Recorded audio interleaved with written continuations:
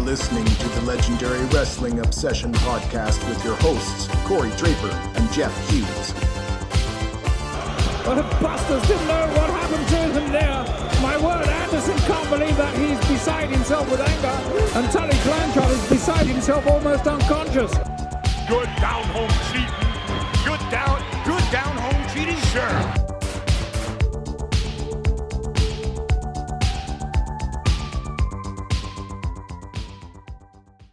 Welcome back for another week of the Legendary Wrestling Obsession podcast. I'm Corey Draper here with the man Jeff Hughes.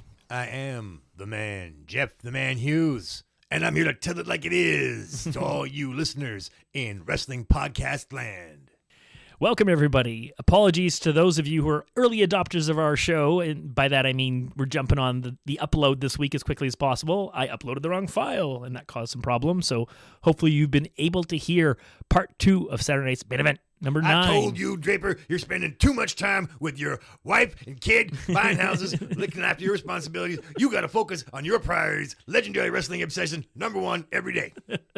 I did make a mistake. So hopefully you did find the proper episode, and it'll be out there for you. So as you know, we are on the path for Saturday's main event, March 14th. In 1987, the setup show to WrestleMania 3. It is a long path That's full right. of many very spectacular sights and deviations and diversions and distractions. Last week, we kind of, left things off with most of January, a little bit of February, a heartbreaking loss for the British Bulldogs, and so many other things. But this week, we want to... It doesn't hurt as much anymore. It still hurts. I still cry every night. Time heals all wounds. That's right. Especially when you hear that Dynamite was kind of a jerk. It's All takes right. the edge off. Takes the edge off. Stop ruining it for me. I will say, though, don't worry, they'll get it back. They'll get it, won't they? That's right. They'll be champs forever in my head. There's still a little gold, though, in the future. Just don't forget that. Yeah. Don't be a tag team gold, but the best is yet to come for Davey boy. Davey's got lots to go. Dynamite's runway is quite a bit shorter. Okay, here we go. So this week we are going to focus on the rest of what's remaining to get us ready for WrestleMania 3. And we're going to roll this out a little different than normal. We're going to kind of jump all over the place. But we're going to just get into it hot and heavy right now. Because one of the things we've been saving, and we've teased it many times, is the important happenings of late 86, 87, Jake the Snake Roberts, and the transformation of pretty much one of the top heels of the World Wrestling Federation into one of the top babyfaces without a real true turn. It's interesting the way he transitioned from this nefarious heel into one of the most beloved people, and the crowd kind of made it happen. It wasn't booking, it was fan reaction. That's right. That turned Jake from this heel who just laid out Steamboat. Steamboat was the king of taking beatings, Yep. strangulations and ambushes and, all these devastating unsportsmanlike attacks. So Jake was, sort of the latest in the long line of bad guys who beat the crap out of Steamboat. But it did seem on another level when he laid out Steamboat. But Yeah. Steamboat, of course, we all know he moved on to a feud with Savage.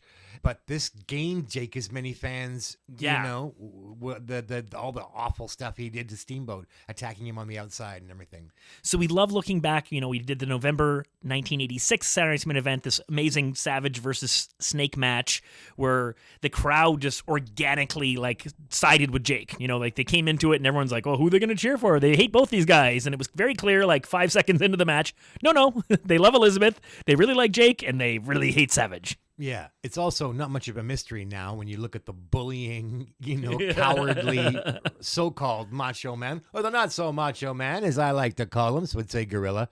It's pretty clear now, stepping back, obviously you're going to boo this guy who bullies a beautiful woman. So my memories, I would say, are that from the November Saturday Night's Main Event match, that's the first inkling of Jake being a good guy. And then, we fast forward and there's, something coming up with Honky, and then he's a good guy. But there's so much in between. And the booking, and I've talked about this a little bit, but I just want to reemphasize it, is so strange for Jake the Snake in December and January and February.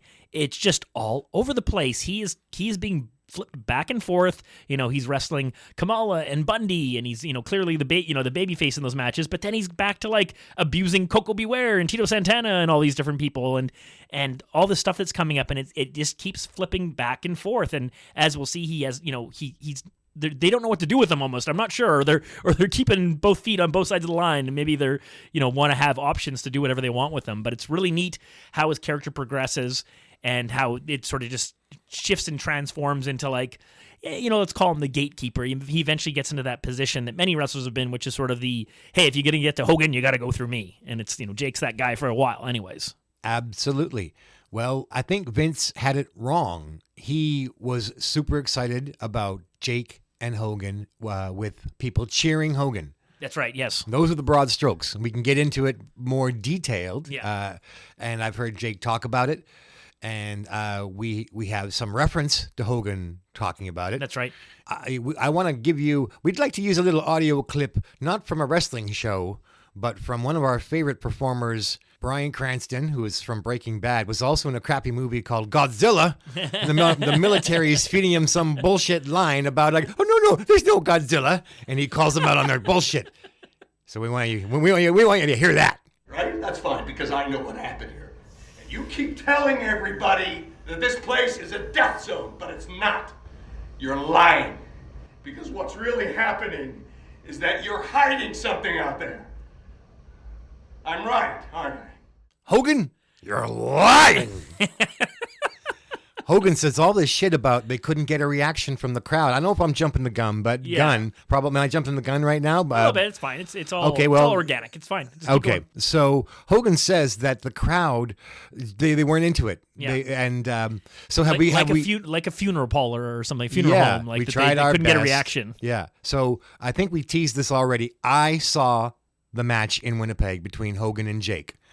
Corey says he saw the missing DDT of Jake and Hogan. So I think we covered this last week a little bit. But let's just start right from the sort of the scratch of it, and this will all play into it. We'll just keep going with it. So on December 10th, there was a recording for a wrestling challenge. It's noted in the history of WWE.com that there's basically a snake pit with Jake the Snake and Hulk Hogan, and it never makes air except for in two locations, in Providence and in Winnipeg.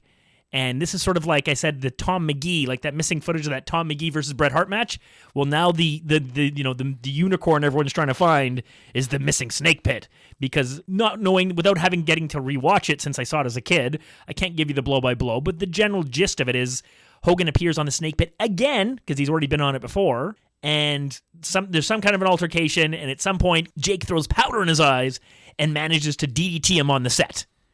And what everyone says, leaves him laying, as they say in wrestling. And the thing is, well, here's where Jake tells the story. Go ahead. With DDP. Yeah. Okay, so I watched a few clips. Jake says he goes backstage, Yeah. and Vince is there. And he hugs him and says, "Jake, we're gonna make so much money." And they're waiting. Hogan hasn't gotten up yet, and Jake and Vince peek through the curtain. And then Jake's wondering, what's he waiting for? And Vince McMahon is counting his chickens of all the cash they're going to make with this big Jake and Hogan feud. And Jake says, or he alleges, now this, could be a bit of, my memory is, hey, anyway, so for what it's worth, he's got a real cool version of. He has a good version of the story, yeah. So basically, they're doing a little dance backstage, McMahon and Jake, and and they're waiting for McMahon says, "Okay, so the crowd's gonna yell Hogan, Hogan, Hogan, and he's gonna get up and they're rah, and then we're all gonna laugh our way to the bank." Yeah. Instead, what do they chant? 3 letters. DDT, Yeah. DDT, and Vince McMahon's face falls, Ugh. and he looks at Jake, and he says, "Oh, that's not what we want." Yeah, exactly. No, that's and Jake's like, "But can't we give it a chance?" He's like, "Mm-mm." And they said, "Sorry, that's the wrong reaction." Yeah. And so this is why we only got 3 matches. Yeah, it's interesting, and they're kind of spaced out. So you almost think like if McMahon had sort of made this decision the way it's been alleged by a lot of people, including Jake, I don't understand why they followed through with a couple of the matches, but they did, and so we'll just keep going with what we know, right? We can only speculate on what we don't know, so we'll keep going with what we do know.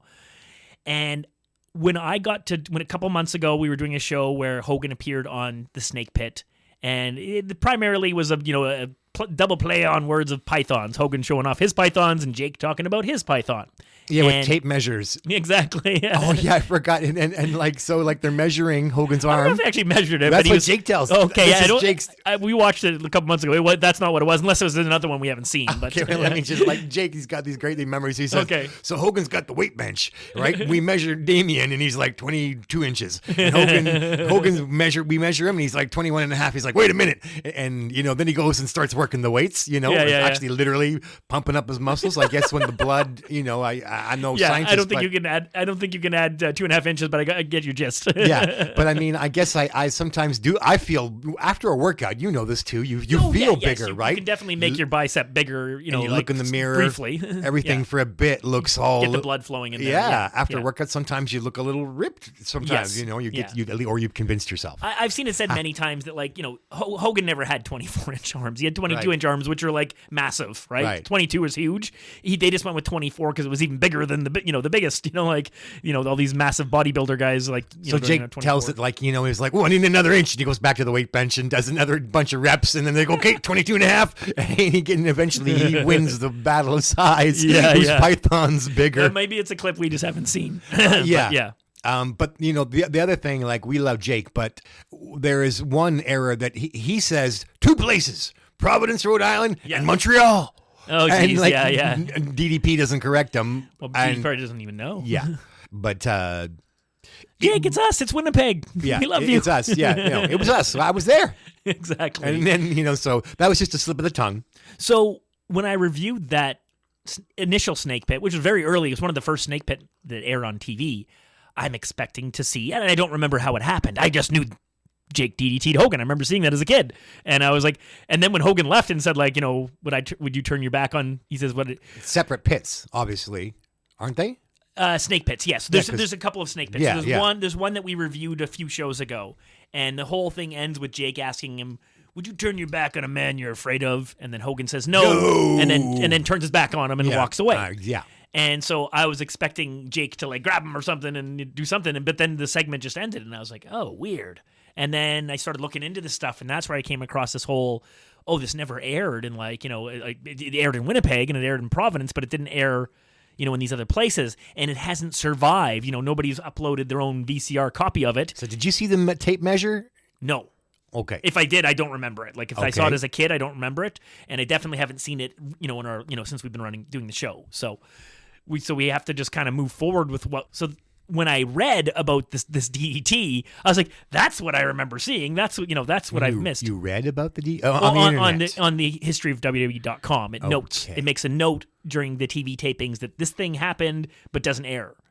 And WF has the footage, obviously, but they've just never bothered to put it up. And if we just talk about that for a second, it's interesting because when Hogan was on the outs with them on many different occasions, I'm kind of surprised they didn't kind of pull this out. And especially when they got into the network years ago, and they were creating their own content and their own shows, it would be a great little 30-minute show, let's say, of the story of the Hogan Jake feud that never happened, and show that DDT, and people would eat that shit up. But they never did it. And in more recent years, Jake is actually a part of All Elite Wrestling. AEW is a manager and backstage talent or whatever. So now they don't want to show it because they don't want to give him any shine. But it's interesting that they've sort of held on to this secret footage for all these years, and who knows if it'll ever get released. But because there's a lot of people have looked at this, and it's interesting. When I was looking for more information online, I came across a lot of people that speculate when this snake pit happened, and historyofw.com is pretty clear about what date it happened on. But I've seen other people say it was they taped 2 back to back. So the one with the the pythons. They just did another one right away after that, and that had the DDT on it. Or there's one that kind of ends abruptly between Hogan and Jake. It kind of it's not a full segment. So then people speculate it's that one. But I'm just going to go by what it says on the website as far as, because all the other information they have is pretty good. So I think it's this December 10th. This interaction happens. So that builds up this feud, but it's not a known national feud. But they have this match in Providence. And all we can find online is about 90 seconds of footage from this match. It's in Providence, and kind of going home. Yeah, clearly the end of the match. And Jake, at one point, he's able to make his way over to Damien, and Hogan's injured, and so out of the picture temporarily. It's almost like they're both crawling. Yeah. And Jake seems frustrated, so he's going to go to get some help from Damien. And lucky for Jake, Damien brought some baby powder along. Yeah, secret weapon. So, suddenly there's little puffs of baby powder, and he's emptying a little Ziploc bag into his hands. But as he turns around... Like a witch's hex bag or something like that, like those little drawstrings. Okay. But it goes wrong, and Jake ends up taking the powder. That's right. Backfires. It backfires. And the camera work doesn't show any pinfall that I remember seeing. Yeah, it kind of ends abruptly. That's what they tell us. The history just says that it's that Hogan pinned Jake that night. Yeah. So okay. Clearly, it probably leads to some sort of a pinfall after that. After Hogan puts the powder back in Jake's face. Right. So that was the first of their 2 Providence matches. That's the first match that's noted there. I can only find until you get to like 1992, which we're not talking about that. So I can only find 2 matches between them, one in Providence, one in Winnipeg. And I've heard people reference 3 matches, but I can't find the third one. I've never seen it listed somewhere where it says like Hogan versus Jake or whatever in, let's call it 86, 87. Just kind of a side note, I remember looking for different oddities and team ups, and I saw Hogan and Savage versus Jake and I think it was Berserker. Yeah, I came across that. Yeah. And, looking at it, and I was like, oh, that's interesting. It didn't really do a lot for me, that match, because we had, this was a Jake who was now being booed again, and like the real fire was gone. Yes, that's right. Macho Man was a more rodeo clown style, taking the beating. This was the Macho Man who would just always waiting for the hot tag, even if he was a singles wrestler. Macho Man as a face, just is not as effective as a heel who says he's a macho but is a coward and a bully. I mean, like, that's such a great angle. It's such a good angle that eventually people are going to cheer for you because you're just like, you're doing your job so well, as like, I'm a tough guy who shouts at women and runs from the fight. Like, it's too funny. It's too clever. So this match, and of course you've also got the Mega Powers there, but like but after the fact, they're not dressed as the Mega Powers. They don't look like a team. No. It's just sort of like, what are we gonna do tonight? We wrestle, 7 nights a week. Let's let's put Hogan and Savage together, and Jake and the Barbarian, and it had none of the think of all the different excitement that you have with those 4 men. Well, not so much the Barbarian because he never... The Berserker. But my favorite match is in there. You've got several WrestleManias worth of Hogan and Savage and so many pay-per-views of those 2 guys headlining. Different versions, Yeah, and then now we're talking about the Hogan and Jake angle that never really happened. But so Hogan and Jake wrestled years later in a tag team, and it was kind of like a fizzle of a part. Yeah, I mean, Jake was certainly on his last legs in the WWF in that part of his run, so it just, like, as you said, it wasn't the same. I mean, the heat at that point would have been between Jake and Savage again, because that would have been around the time of the snake bite and everything. Yeah, right. Exactly. For me, it just had the shoes were too big to fill, I'm afraid. That's right. Their own shoes.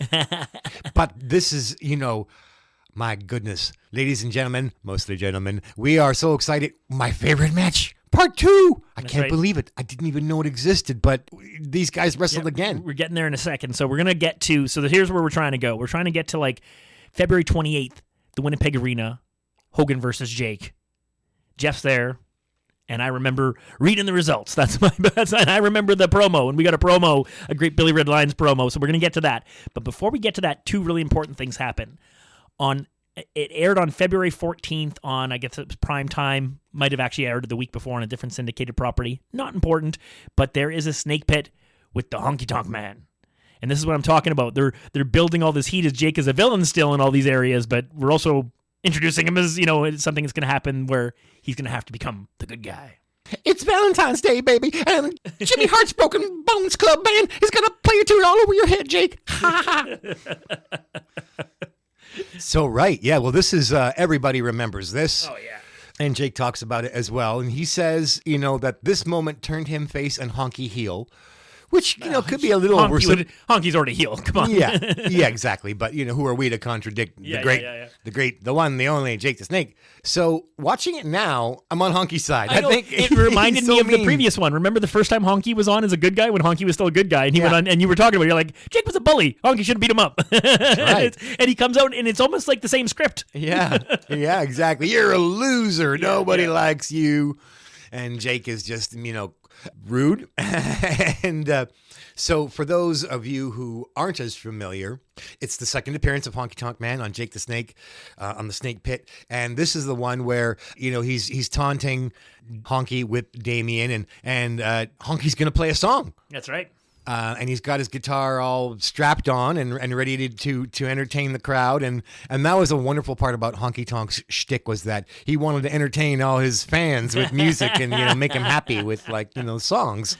And so, I think I had this on... I somehow recorded it because, I can still sort of hear it in my head. Like, get him back, I told you. Like certain little clips, even though we make up our own memories. And I still kind of remember Honky finally getting to sing. It's like, just as he opens his first, he utters his first note is when Jake really thrusts Damien into his face. And Honky kind of stumbles backwards and runs away. Yeah. Jake's just taunting him and the path that he's taken away. But of course, this is a TV set. So Honky circles around the TV set. He only has to walk about 20 paces. That's right. And he's right behind Jake. Yeah. And then, as Jake is like, you stink. Yeah, you're all these mean things. Jake turns around to face the camera and he takes, unfortunately, a fateful strike from an unrigged guitar. Corey mentioned last week that this led to some bad consequences, was part of a factor. It's not the only thing, but it didn't help that this injury may have led to some more painkillers that weren't a good thing. And you know what Jake did say? He was like, about the fans, you screwed me, because of them chanting for the DDT and all the money that he thought he was going to make with Hogan. Yeah, exactly. Yeah. His opportunity lost to not get those host shows. But then he said, but I just would have blown it on drugs, so who cares? Thanks anyway. Maybe a good point. But yeah, it's I've heard it said a lot of times. Honky says that it was rigged. Jake is like, it's not that they didn't pre-cut the back. They did. There's this rod that Jeff can talk more about because he knows a lot more about guitars than I do. It's called a trust rod, sadly enough. There was no trust. I don't trust you. Oh, apparently it wasn't replaced, and that's what... And also when I watch it, I find that the blow...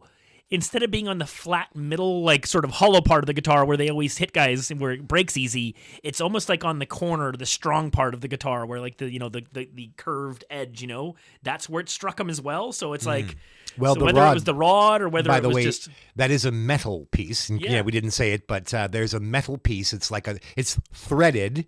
Like a screw is threaded, right? So this big piece of metal has threads, and it goes from the bottom of the guitar right up to the head of the guitar where you tune it. Yeah. So if you got whacked by that, and it's it might only be a quarter of an inch thick, but a quarter inch thick piece of metal slamming across your head. Yep. Yeah, I hadn't thought about that. They didn't take the trust rod out. That's what Jake says. Honky says it's different, but either way. It did lead to Jake missing a few matches. I did note in the results, it mentions a few times this person subbing for Jake, that person subbing for Jake. So there's some legitimacy to the idea that he got injured. It's not like he's out for weeks and months. He's back pretty quickly. He just misses a few matches. Aired on Valentine's February Day? 14th, yeah. So these things typically, I could look it up, but let's just assume it was recorded 2 to 3 weeks earlier. Okay. So now Hogan wrestles Jake in Winnipeg in February. The end of February, February 28th, yeah. So, before we get to there is a February 17th match, which just kind of blows people's mind because there's a Wrestling Challenge taping, and this is taped there, but it's what's called, and we've mentioned it before, an international taping, meaning that this match is going to appear on an international version of the broadcast, not the domestic, North American, Canadian, American broadcast. So, it's a match. George Steele needs to be replaced for whatever reason, and as a last-minute substitute, and it's a non-title match, it's Randy Savage versus Jake the Snake Roberts. Quinn, I know that you want to do this, and I want you to go ahead and make a complete idiot of yourself and sing something. Well, I'm not going to make an idiot of myself, and I'm fixing this thing. I know they're all ready out there. Are you ready, Colonel? You ready, Colonel? Here, I'll hold the microphone over here and the snake over here. Just keep the snake back. The Honky Tonk Man's ready. I know I'll... Shut your filthy mouth! Okay, here we go now. I'm ready. I'm ready. I'm ready to rock and roll. What's wrong with my guitar? Well... Unbelievable. I didn't ever dream that my favorite match had a sequel. But In that era. that's, of course, yeah. I There's mean, lots of sequels down the road. Well, that's that's understood because there's this whole. I mean, you have a wedding, you have this whole thing spills into a different decade. None of that matters. None of it. It's all second. It's all rubbish. This is all part of, for me, this is Savage crafting the greatest match of all time. He's doing the legwork with Jake, and he's worked out a lot of the pace and thought, I believe. Completely inseparable from the match style that he had with Ricky Steamboat in WrestleMania 3. They put on a warm-up on Saturday Night's Main Event in November, Jake and Randy Savage. And now that we've done the analytics and gone back, I can see it holds up. It was so exciting. I loved breaking it down and seeing why I loved it then. I still love it now. Go watch it. Masters, just masters, both of them. I'm sure I'll watch it again before I die. It's just that fun. Anyway, so I couldn't believe it. It was only within the last half a year, and I really don't remember. Well, okay, so maybe Corey and I had hinted about it, but one day I said to him, like, did you know this is? And I was not telling him. I watched the match. Yeah. And I didn't want to spoil what happened for him or for you folks. So I just had to kind of like ask Corey if he'd seen it. And he said that he had. So I was like, wow. And he's like, yeah, wow. And here we are now. We're going to tell you about it. But somehow neither one of us knew about this until 2022 or something. Yeah. Again, you got to think about it. It didn't air in North America. So when and where this became available on the internet, I don't know, but I wasn't big into looking up wrestling matches in 2015 or whatever. So same here. Whenever it did appear, whenever it did become available online, I wouldn't have found it because I wasn't looking for it. And furthermore, if you are looking for Jake versus Savage, you're gonna get the post wedding SummerSlam. Yeah, you're gonna get your 91-92 feud. That's right, absolutely, like 8 out of 10 times. Yeah, even 4 out of 5. And so that's not what I want to see. It was fine, and I know I sound like a bit of a cranky old curmudgeon, but I'm biased to my favorite match, and here we are. The guys are in the same phases of their career, and it felt like Jake had the title within his grasp there, and at the time I so wanted Jake to win that belt. Here they are, as Corey beautifully set up. We have a rematch, where Jake is in this strange transition, middle heel face, gray purgatory.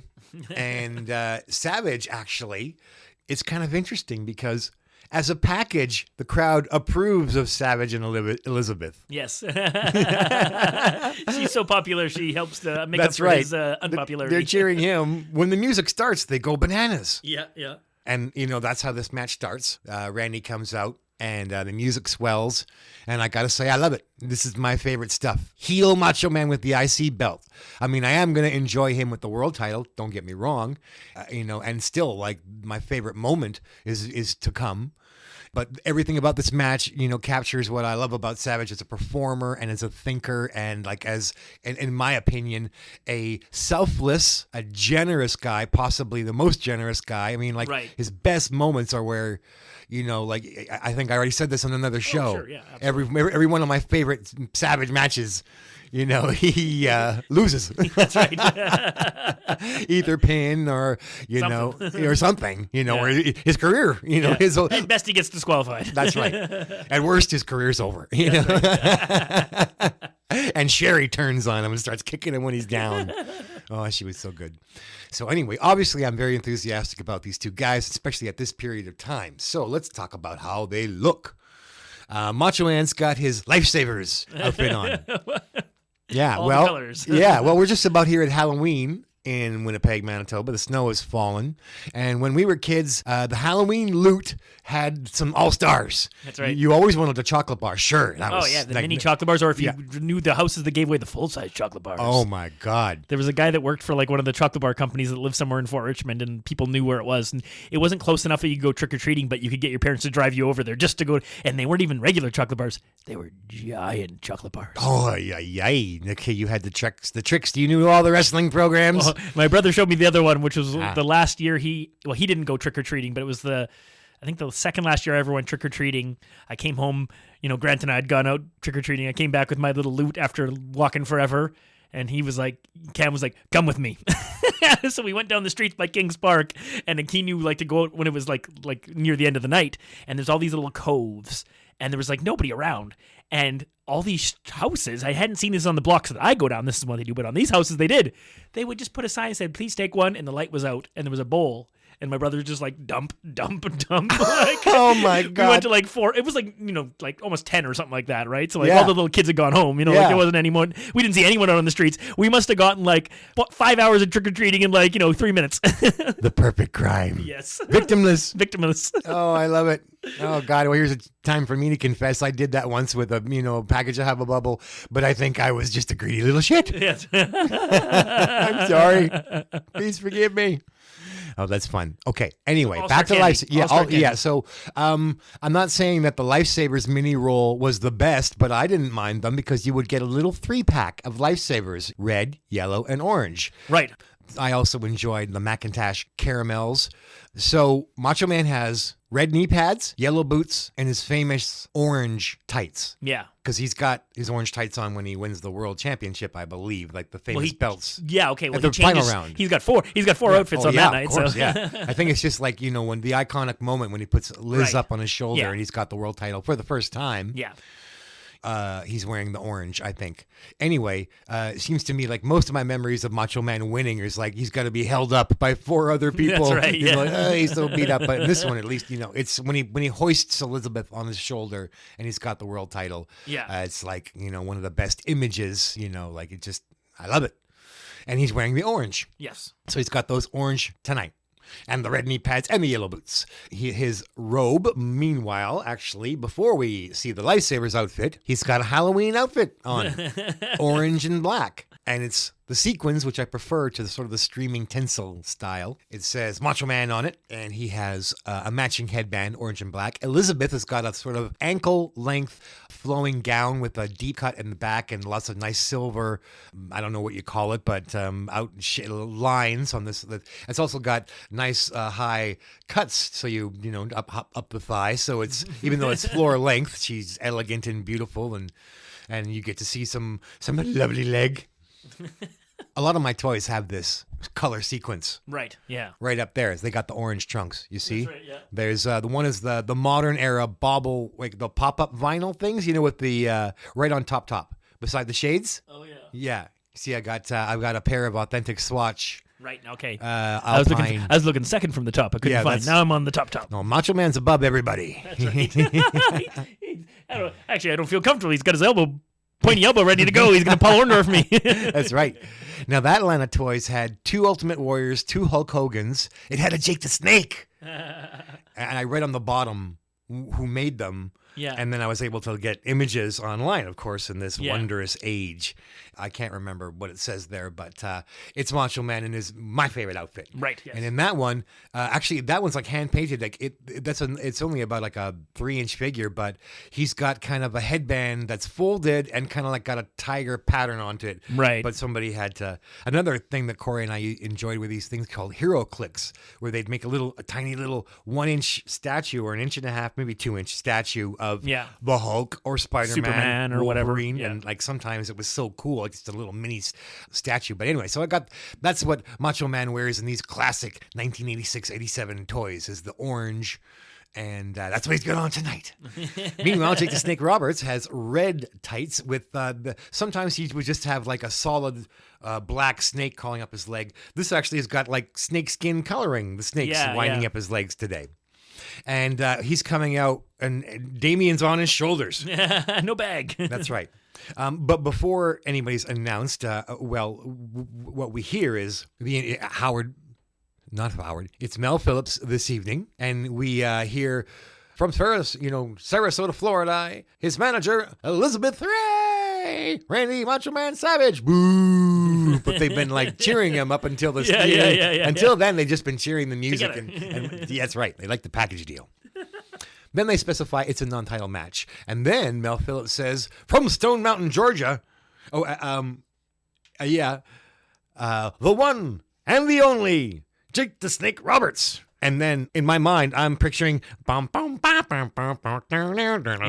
think that was, no, I'm sorry. I'm now, I can't get Steamboat's music out of my head. That's not. Jake had a tune that we later. We'll hear it here. Okay. Yeah. Okay. So I couldn't even sing it if I wanted to. Anyway, but there is no music. What there is somebody drops the mic. So I'm like, oh, that's the first bass drum beat. Ba-boom. I'm like, what is it? What's the song? No, I knew he didn't have music yet. I don't know when it kicks in. I don't know when he gets it, but he certainly doesn't have it here. Yeah. Well, like Hogan wears a feather boa, Jake has got Damien draped around his shoulders, and he's on a fast march to the ring. He's walking with purpose. And Damien goes in first. Like he kind of lets Damien crawl into the ring, and that clears the heels, of course. Macho Man's out, and Elizabeth escapes the ring. Outside of the ring, Macho Man and Liz are close enough for the fans to touch and pat. Right. That's when you always see the dilemma. Like, fans are close enough to, like, if they wanted to, they could grab a handful of Macho Man's hair, right? Yeah, that's right. But then they'd get beat up by Macho Man and kicked out of the buildings. But, like... You don't want to be that little girl that got punched in the crowd by Macho Man. Yeah. Oh, jeez. Yeah, that was... I don't know a lot about that. That was the one I just came across that newspaper article I told you about. So, yeah. Right, yeah. He wasn't trying to punch her. He tried to punch some jerks. But punched her instead. So he's, sort of rearing his hand back like, I'll slap you to the crowd because they're touching him and he's protecting Elizabeth and he doesn't like it. The crowd is getting behind Jake so much, and even the commentators are basically treating Jake like a face. Yeah, the commentators came in really late. I for the first 40 seconds of the file, there's just, crowd noise and ring announcer, and I was kind of like thinking like, Jesus, this not even have commentary? And then it kicks in. Good old Bobby and Gorilla Monsoon. And Bobby complains, like, now why is Damien even allowed? So, yeah, Jake is full-on face to these, the commentator team. That's right. And Gorilla Monsoon's, why not? Randy's got Liz, and Bobby's like, well, she is not a snake, Yeah. It's not long before... I think he says she's not dangerous, and then Monsoon counters and says, yes, she is. Well, but I love it because I think Bobby says something along the lines of, like, he's like, wait a minute, I thought you liked the snake. And then Bob, because, when Jake was a heel, Bobby would, like, cheer for the snake. And then Bobby's got to, like, well, I've had time to think about it. Right. Well, Macho Man gives Mel Phillips the business. Apparently he's doing something wrong just sitting there. The crowd's already chanting DDT. It's wild. Jake's in the ring. Eventually, Macho Man climbs up to the third rope. He's on the top there, pointing menacingly at Jake, and it's just iconic because he's still got his headband and shades. His robe is off, but, this is Macho Man's never going to look better in my eyes. He will actually look bigger and stronger right about the end of his wrestling days. And I got to say that for all the fact that Macho Man went through a bunch of looks that I didn't think were the coolest, he did end up looking pretty cool again at the end. Unfortunately, there might have been health consequences, and the idea is that he roided up in his Big WCW. It was a whole different. I didn't watch that stuff. I so saw I don't some know. of it, but not enough of it. And I remember telling you that, like, oh, Savage, is like having these main events, and he's got his shirt off again, and you were just like, oh my god. Yeah. So who knows? Maybe we'll, universe willing, we shall carry on examining the career of Randy Macho Man Savage, and some of it I don't even really know, but he did look pretty boss. In his final days, and some of his outfits just looked silly, but right. Also hats off to him. I heard that he told this designer, you just go for it, man. And like, I'm aware whatever you come up with.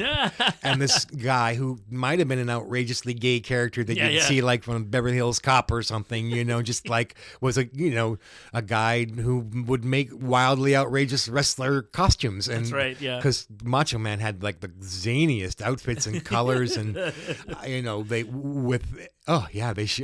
not saying that they were bad. Some of them I preferred when I thought he looked cooler in silver and blue and in less is more. Yeah. Because, they went so like such a visual checkers and all these different kind of patterns and. Yeah, and tassels and the cowboy hat era and kind of the motorcycle. The ostrich feather, that was the thing that popped me when you're. It's like this isn't helping make you look tough. Was it like a purple or like a pink ostrich feather? Right. Well, the people loved his zany outfits, but I like this look, what he's got now. Yeah. That's what I like. And hats off for him for letting a creative person take over and just being like, oh, you do it, man. And apparently no holes barred. And you could see it because, like in his WCW days, like you think of the time and effort put into stitching those outfits. Yeah. And wow, so just crazy. Anyway, oh boy, we sure can talk about Savage. wrestling. Wrestling and Jake, and that's my favorite stuff. It's my favorite era. So that's what everybody looks like. Gorilla Monsoon does give Macho Man credit. He says it's been over a year now since he stole the title from Tito. Bobby corrects him since he won it. I was there. He stole it. Yeah. Macho Man, but he's stalling, but not like anything that we saw last week. No, just a little bit. He's pointing at Damien because there was trouble last time they hooked up on Saturday night's main event. Lots of spots of Macho Man not liking the fact that there's this big snake in the corner. We do get to business finally, listeners. There's a collar and elbow. No, Macho Man runs past Jake, slingshots off the ropes, and then has to pull a whoa, Nelly, as Jake puts up his dukes and is ready for action. Savage stops and is like, oh, thought Jake was going to run away, maybe. That's right. I spooked him. Yeah.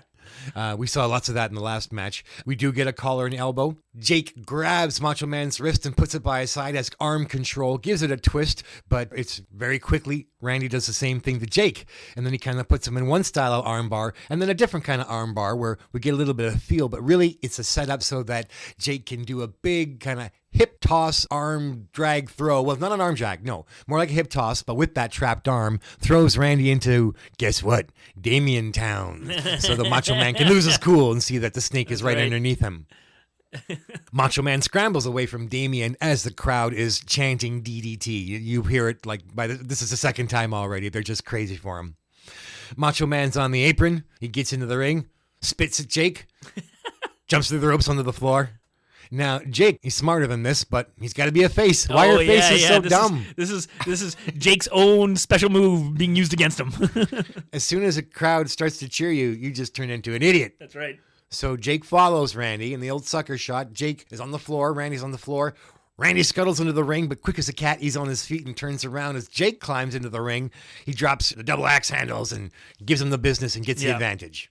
Randy picks up Jake and puts him into the corner, loads up a big right hand, but Jake ducks it. And then just when you're expecting some jabs, Jake goes to the center of the ring.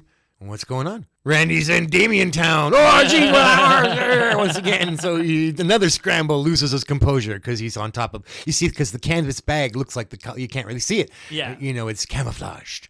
I mean, not camo, but, Big lump. Canvas bag on the canvas ring. Then suddenly it starts moving. So we have that same spot where Randy's afraid of the snake. Great. As a matter of fact, Randy's going to the lockers. Screw this. Yeah, that's right. He wrestled enough. It's like halfway to, and the camera, the video footage isn't the greatest, so it's a little bit hard to see. At one point, I was like, "What is that in the background?" It ended up just being like a section of fans, but the light wasn't quite on them yet. But it's neat. It's almost like there's a spotlight on where Randy's walking to.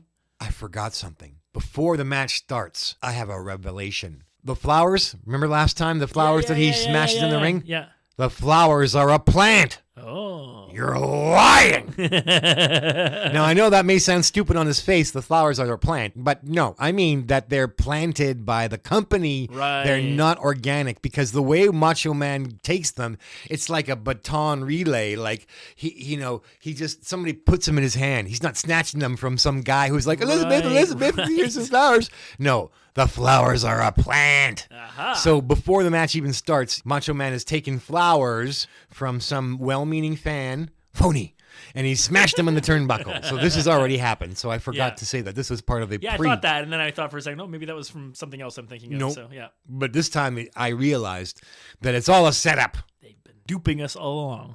That's right. The flowers are a plant, man. The flowers are a plant. So I got that out of sequence, but Yeah. Got to get it right. no. So the action hasn't really properly begun yet. Randy comes back from the lockers. He gets back into the ring, and then he drops down to all fours, and Macho Man kind of obliges like they're going to go Olympic wrestling, like some of the strange ways you start Olympic matches are weird positions that you're like, okay, now go. When the guy's already got you in a waist lock, you're like, what? How does that? Who decided this was a good idea? Yeah, exactly. I don't know. Well, I mean, in chess, one guy has the advantage. White goes first, Yeah. So if you can draw as black, that's considered good. Because definitely, you have the advantage. You can set the pace as white, especially like the grandmasters. Macho drops to all fours. Jake puts one knee down. Macho gets up. Jake gets a headlock onto Randy Savage, but Macho Man pushes him off from the ropes, and we get a nice hip toss that Randy executes on Jake. Randy's going to follow this up with an elbow drop, but Jake rolls out of the way. Next thing we know, it's a DDT attempt, but Macho Man's too astute. He's not going to fall for that. Scurries out of there. He falls out of it almost like, Yeah. This is now the fourth time we've almost had Macho Man eat a DDT, because if you watched that Saturday night's main event, and go back and check our episode, 3 or 4 episodes ago, my favorite match, listen to that one too. So we have our first failed DDT attempt. Macho Man's on the floor, under the ropes. Get out of here. He doesn't want to take a DDT. So he's got to tell Liz, she's standing in the wrong place. That's the right. problem. Get over See? here. Get over here. That's right. And again, we have these fans so close that they're caught in this dilemma. Like, do I really want to touch him? He's like, he could hurt me. But they do want to touch him, and they kind of they end up patting him on, on the shoulder, which is not too aggressive or offensive. So, but he's glaring at the fans, and he's got that wild look in his eyes, and he's just like snorting like a bull, and so it's when you're face to face, suddenly you're like, maybe I won't touch him, and so Macho Man gets back in the ring. And then Jake reaches out his arm, let's lace fingers for a test of strength is what it looks like. And so they carefully get into that test of strength position. But of course, Macho Man's not interested in that. He's going to put a boot into Jake's belly and another one. And then for 1 second, he just leaves his boot there like he's, trying to pull a tooth, or something. Yeah, it's like it's stuck. Yeah. Jake replies with a couple of boots of his own while they've got their, their knuckles locked. Yeah, they're still locked in. We never get that test of strength per se. And then we get a right hand from Jake, and Macho Man's down on the canvas. He picks Randy Savage up, puts his arm around his neck. DDT? No, of course not. That's never going to happen. I saw it. I know it. It doesn't happen. Macho Man under the ropes, under the floor, because that's a damn devastating terror. And he grabs the bell. Starts stalking around. Well, he's got a weapon. That's how you counter the DDT. You get yourself a hunk of metal, see? Oh my God, Bobby's got such a funny line. I can't remember where it comes up in the match. I'll wait and see. If you don't hit it, I'll eventually bring it up. You'll have to, because I don't have a note here. Yeah. Macho Man's up onto the apron and with the bell. Yeah. Then he drops it. He climbs into the ring. Another collar and elbow. Jake puts a side headlock on Randy. He gets pushed off from the ropes.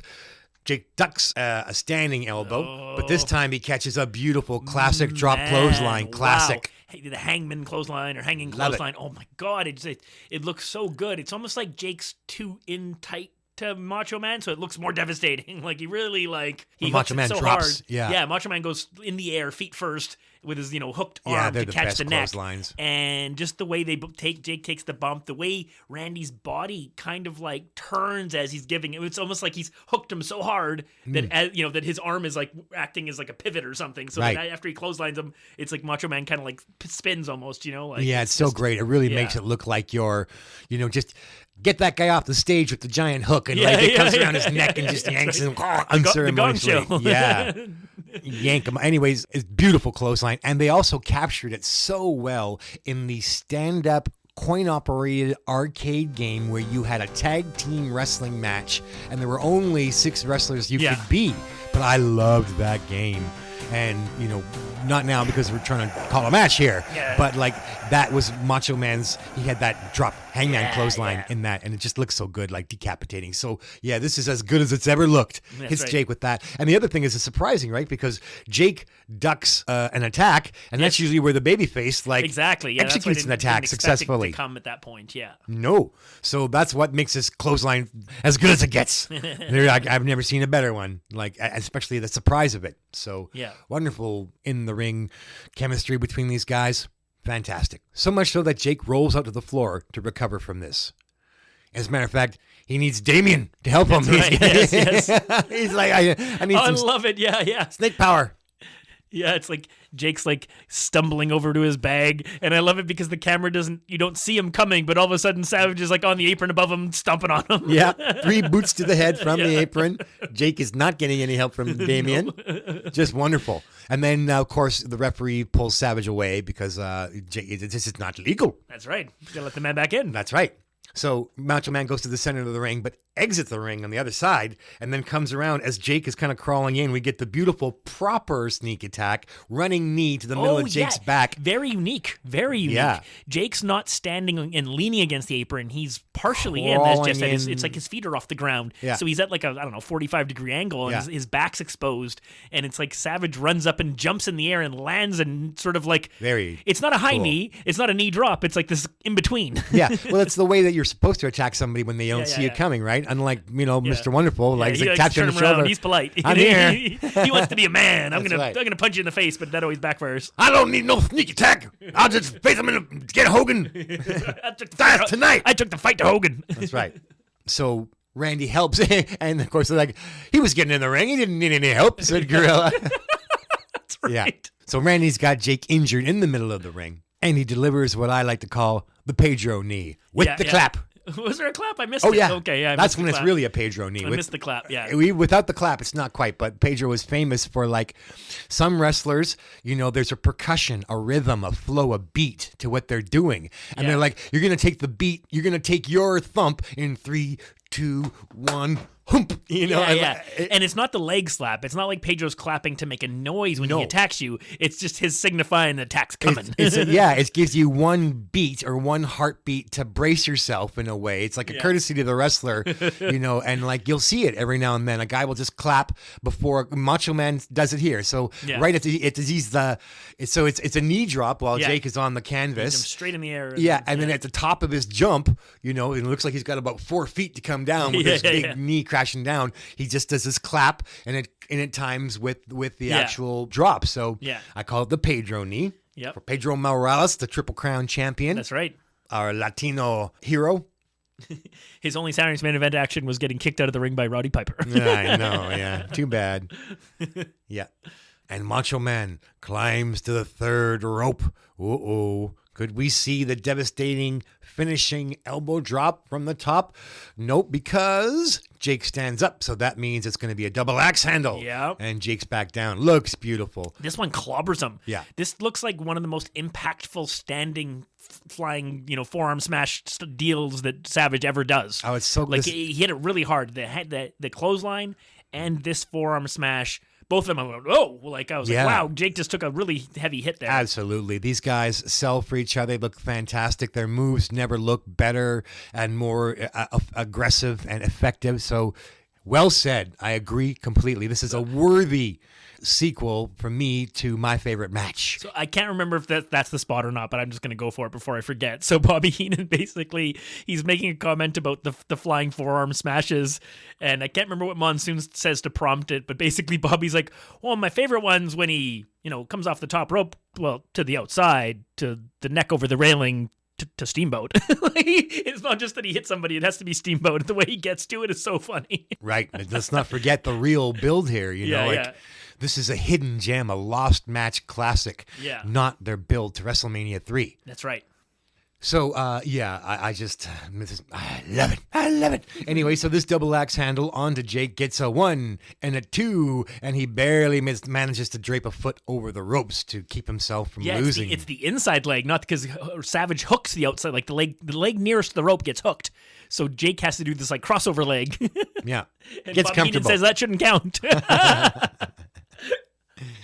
what we have is Randy's going to body slam Jake. And again, it doesn't work. It's a small package and a 1 and a 2. And what does that remind you of? Of course, this is going to be, we all know. Well, you will know. If you are a wrestling fan like we are, then you'll know why that's important and how I've been building an argument. In general, like the small package out of a move, right? Was such a standard big thing. Like so many big title changes happened off of like reversed moves into small packages. I'm just making my argument about this being part of he's working the kinks out for Steamboat Savage WrestleMania 3. So that's, better put, yeah. So that we have that bit here, but it doesn't end the match. It's just Randy falls prey to it. Yes. So it's in the toolkit. 1, 2, and no, doesn't work. Randy's able to kick out of this failed body slam, which leads to a failed small package. Jake is hurting, so he's crawling to Damien. And he gets almost there when Randy runs across the ring and gives a couple more forearms or axe handles across Jake's back. And then we get Shiki Baby Cameraman, the Savage Clutch. He sits on Jake's back just like the Iron Sheik would do the Camel Clutch, but instead of clasping his hands under somebody's chins for the Camel Clutch, he grabs Jake's nose and like his other, you can't quite see it. It looks like a face tear, but when the camera comes around, you see he's got his nose. Oh, wow. Yeah, and like Jake is reaching for Damien, we get the Savage Clutch. Yeah, I'm going to jump on his back. I'm going to ride that snake all the way to Intercontinental Retention. Yeah. I'm going to make a belt out of him, man. Some boots as well. Yeah, dig it. We got the Savage Clutch that he finally lets go because, of course, it's not a wrestling. He's grabbing his nose, so the ref's counting him, right? Yeah. And Damien's no help at all. Damien, tag in. So then we get some face firsts. Jake takes a face first. And then Jake blocks it. Macho Man tries to do it, but Jake's like, nah, if I do a push-up, you can't put and then tries again, but Jake blocks the second face first, and then Randy takes the face first, and then he bounces off, and he's like 3 feet in the air, lifts his knees. When Jake gives Randy the face first, he just, oh man, like a trampoline. Yeah. And then sometimes when Macho Man is, asking for a backfire, he's a bit obvious. And Gorilla calls him Macho Man wide open here. Oh, yeah. The delayed, like, hands above the head for like 8 seconds waiting for someone to hit him. Yeah, exactly. Wide open. Gorilla called it. You called it. That's exactly it. It's like, there's a term nerfing that I've mentioned to you before. Like, they nerfed the Hulk in the Avengers movies. Okay, yeah. Like, suddenly he wasn't a powerful player. As the Avenger movies went on, they're like, we don't want the Hulk kicking ass, the Incredible Hulk, so they put him in an Iron Man suit, and he couldn't become the Hulk, and it was weird and conditional. And then they came out with She-Hulk, and like they were in clips, she's stronger than him, and you'd like, what do you can't nerf Hulk smash puny humans. So basically Randy's walking over with the nerfiest nerf attack ever. Like he's not hurting anybody. It's so obvious, so telegraphed, and of course it doesn't work. So Gorilla and Monsoon, wide open, the champion. Jake boots him in the midsection because Randy's begging for it. Jake gives him a right hand and a left and a left and a right. And then Bobby astutely points out, hey, those are illegal, ref. Stop them. And this barrage of fists, of course, drops Randy Savage. Jake picks him up, gives him an Irish whip, and it looks like he's going to do a backdrop, but instead, Jake eats a boot. Because that always leaves you vulnerable when you bend over to give somebody a back body drop. Macho Man climbs to the third rope, and Jake is ready for him. Randy sails through the air, only to get a fist in the stomach, which doubles him over. But he stands back up, clutching his gut, bent over, and then, I can't believe what happened. Time slows down. Macho Man is doubled over. Jake looks at the crowd. He points his finger to the air and does a little spin with his fist and signals it. He signals the DDT. The crowd pops. I mean, they have been screaming this whole match. If I haven't mentioned it, they're just going nuts for all these spots. Macho Man's offering his head on a platter. It's the perfect position to take a DDT. Jake walks over. He's dripping with sweat. His eyes are on fire. He wraps his arm around Randy Macho Man Savage's neck, and he drops the DDT in the center of the ring. Boom. He rolls him over. Macho Man doesn't have wrestlers. He doesn't have horsemen. He doesn't have Sherry Martel. That's right. The referee He counts doesn't 1. have a Danny Davis. The referee counts 2. Nobody escapes the DDT. The referee counts 3. Macho Man takes a clean pin from Jake the Snake Roberts in the middle of the ring as Intercontinental Champion. The belt does not change hands because it's a non-title match. But it's there. It's there. Everything I wanted to see in that Saturday night's main event is in this match. Macho Man loses. Jake shows that he's got every claim. He can beat him. He can beat the man. I showed it. I showed the world I can beat the man. I can take the title. I can take that gold. And I showed the world. I just can't believe I had to wait till 2022 to see what I had wanted to see since 1986. Yeah, exactly. Wow. Go watch this match and go watch the first match and you'll see. Hold on, Jake's not done. Okay, yeah, let me go back to my notes. Okay. The pop is insane. For the crowd just goes so crazy to see the Macho Man lose clean to their new confused somewhere in the gray zone hero. Yeah, that's right. So Jake goes for Damien and he gets Damien out of the bag. And when I say that Macho Man doesn't have horsemen, he doesn't have Andre the Giant, who's going to rescue Randy Savage from the humiliation of having this python draped all over his completely helpless body? The camera pulls back. There's Elizabeth, this 115-pound woman. She's entered the ring. And Jake's got the snake, and he's ready to wield. He's armed and dangerous. The guns are loaded. Considering, because that's right. Think about it. This is still heel Jake. This is heel Jake. This is still heel Jake. So I don't think he has any problem going to put a little snaky on Miss Elizabeth. Right. Good point. We know that Randy would get the snake if it weren't under any circumstances, heel or face. But you're quite right. Will heel Jake drape the snake over Elizabeth? What courage this beautiful, elegant lady shows just to get in there. And she doesn't punch him. She just goes in there to look helpless and in love with her man. And just like, please don't. Yeah. And she's really understated, but her body language is perfect. And there's this moment of tension where you're like, what the fuck? And but her courage is fabulous. Just the fact, the storyline, what wonderful courage. She loves him so much. It's fucking great. And he doesn't deserve her. This is all part of building the best thing that there ever was in wrestling. So there's frail, vulnerable, beautiful, brave Elizabeth, and Macho Man kind of walks past Randy. It works. Jake walks past Thank you. Jake walks past Randy. The diversion works, for better or for worse. We don't know what's going to happen, but he doesn't drape the snake on Randy's vulnerable body. He walks over towards Elizabeth, but he points back at Macho Man, and the crowd goes, "Rah!" They want the snake on Macho Man. They want to see this bully, this coward, this thug who's so rude to this beautiful woman who doesn't deserve her. Maybe with a little George Wells foam coming out of his mouth or something. That's right. He doesn't deserve her, and we want to see the snake all over Randy Savage, so he's going to get it. But wait a minute. From the back, from the locker room. Yeah, down the aisle with the spotlight on him. To rescue Randy Savage with a little muscle, somehow, is the Honky Tonk Man. He's going to come, and I don't like them slimy snakes. I don't like people who handle them. I don't like anything about it. So Honky Tonk Man pulls a Pearl Harbor job, hits Jake the Snake from behind before Macho Man can get any slimy, crawly, sneaky scales all over him. And Jake suitingly pursues Honky Tonk Man back to the locker room area. Randy rolls out under the ropes, onto the floor, hides his head under the ring for a minute or two, and needs to be helped back the backstage area with the referee and Elizabeth. Wow. What a match.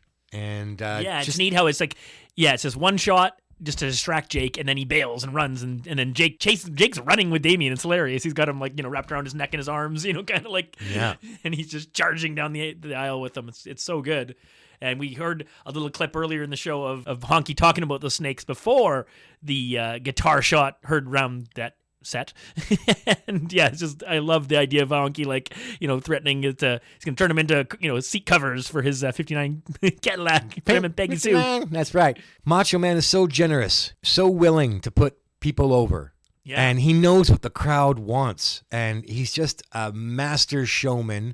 I mean, Jake is obviously, at this point I was cheering Jake, and I wish I could have seen it at the time, but getting to watch this match takes me back to the mid 80s. And, awesome makes me feel the good parts of being 14, and what a pleasure to discover and lots of fun to discuss with all of you people. Take a look. These guys are as good as it gets. And I didn't even know that there was a part 2 of my favorite match. And not only that, it would deliver everything I wanted that it could, because I knew that Jake didn't win the belt. So, the next best thing would just be a clean pin. Yeah. And there it is. We got it. And to me watching it, I mean, I knew what was going to happen in the match. And I didn't. I knew I read it before I watched it, right? So, but it doesn't give you fool. Well, I wouldn't have even known about the match if I hadn't come across it in the listing. Okay, you know what I mean? Unintentionally. Yeah. I came across somehow it I was lucky. No spoilers. Result. I came across from a result and then went to look for it and found it. I got lucky. Yeah. No spoilers watching it. So just imagine my reaction. Yeah. To see very different. Yeah. Jake drop the DDT. But and pin him. the thing that threw me off was the ending and the way it happened.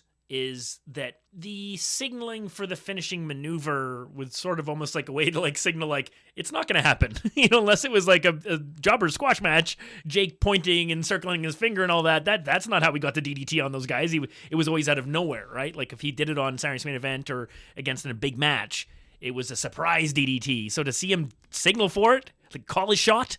And then to actually hit it, I was like, whoa! I was expecting maybe one more Randy escape before it happened. Incredible. Yeah. So my favorite match of all time is got a follow up. Oh wow, love it.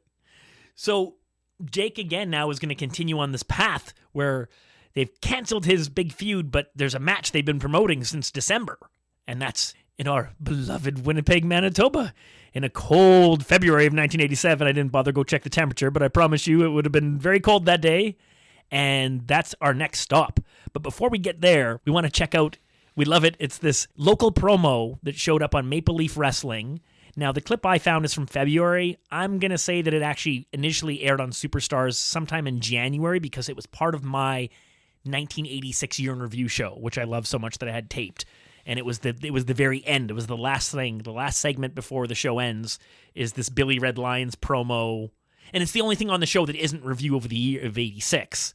It's the only thing it's looking forward. And it's this Billy Red Lions, Jake the Snake promo leading up to this match in Winnipeg the next month, let's say. So we're going to talk about that now, and then we're going to talk about the match in Winnipeg.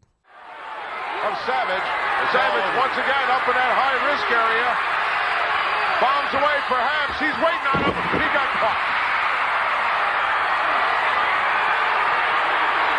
He's signaling for the DDT monsoon. He's going for it. He's got it. He nailed him with it. Had this been a title match, he got it. I don't believe it. We would have had a new champion. Look at Elizabeth. I don't believe it. Right in the center of the ring.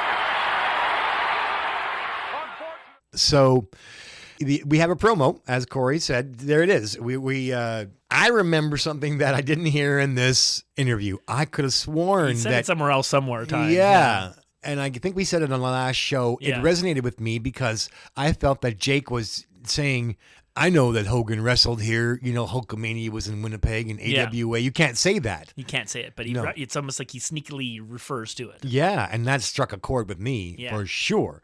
So, and therefore, he said, I'm going to embarrass you in front of your own people, is what I thought I heard him say. Yeah, I'm sure he said that. And I wanted him to do that, I was full Jake at this point. I was part of what thwarted all those dollar bills for poor Jake. I was cheering him, and McMahon thought that I was going to cheer Hogan, but no, I was cheering Jake. So this is a masterful promo. That could be 3 minutes without a stumble. 2 minutes and 52 seconds or something. And without a stumble or a flaw, and it's got kind of a beginning and a middle and an end, and it's got did he go and memorize a speech? He's so confident. Nothing is sadder than a big, imposing man who is afraid to speak publicly and trembles like a little child when he's got to address a group of, say, 12 people. And I've seen it. I recently saw footage of an athlete who was making a political speech, trying this political aspirational former hero of this, this might have been BC or something, but his voice, the trembling in his voice and the look of fear in his eye just wasn't comfortable. Wasn't comfortable. And, it's so sad that this isn't going to be your calling, like you were a hero and it'd be great if you could have turned yourself into a member of the Legislative Assembly or a member of Parliament or, get elected for public office. But not every big, tough athlete can communicate with words. That's right. And so if they're scared to speak on camera, then it just ruins everything. And that's why managers are so important for these guys who just can't. Jake never needed a manager. No. Never had one as far as I know. Outside of that Legion of Doom moment. But thank you. Yeah. So he's just so confident. And all the points that he hits on, geez, let's break it down. He makes reference in this one. So we didn't hear what we thought we heard, but in this one, I got to make sure I don't start at the end. Of course, you got Billy Red, who always looks kind of befuddled, and he's got these kind of tinted glasses. Yeah. He's only a couple inches shorter than Jake. He's a big guy because Jake's so tall. And so Billy Red's up there with him. Must be 6'4" or something. 3 at least, yeah. Yeah. And what does Jake say to start with? Well, he talks about not everyone can be a champion, and he's the man that he's got something that can take. I thought that was mid. Right, maybe closer to the mid. Right, so he makes a reference to the DDT. I got a way to do it. I left you laying cold. Yeah, you've seen it, you felt it. That kind of stuff. Yeah.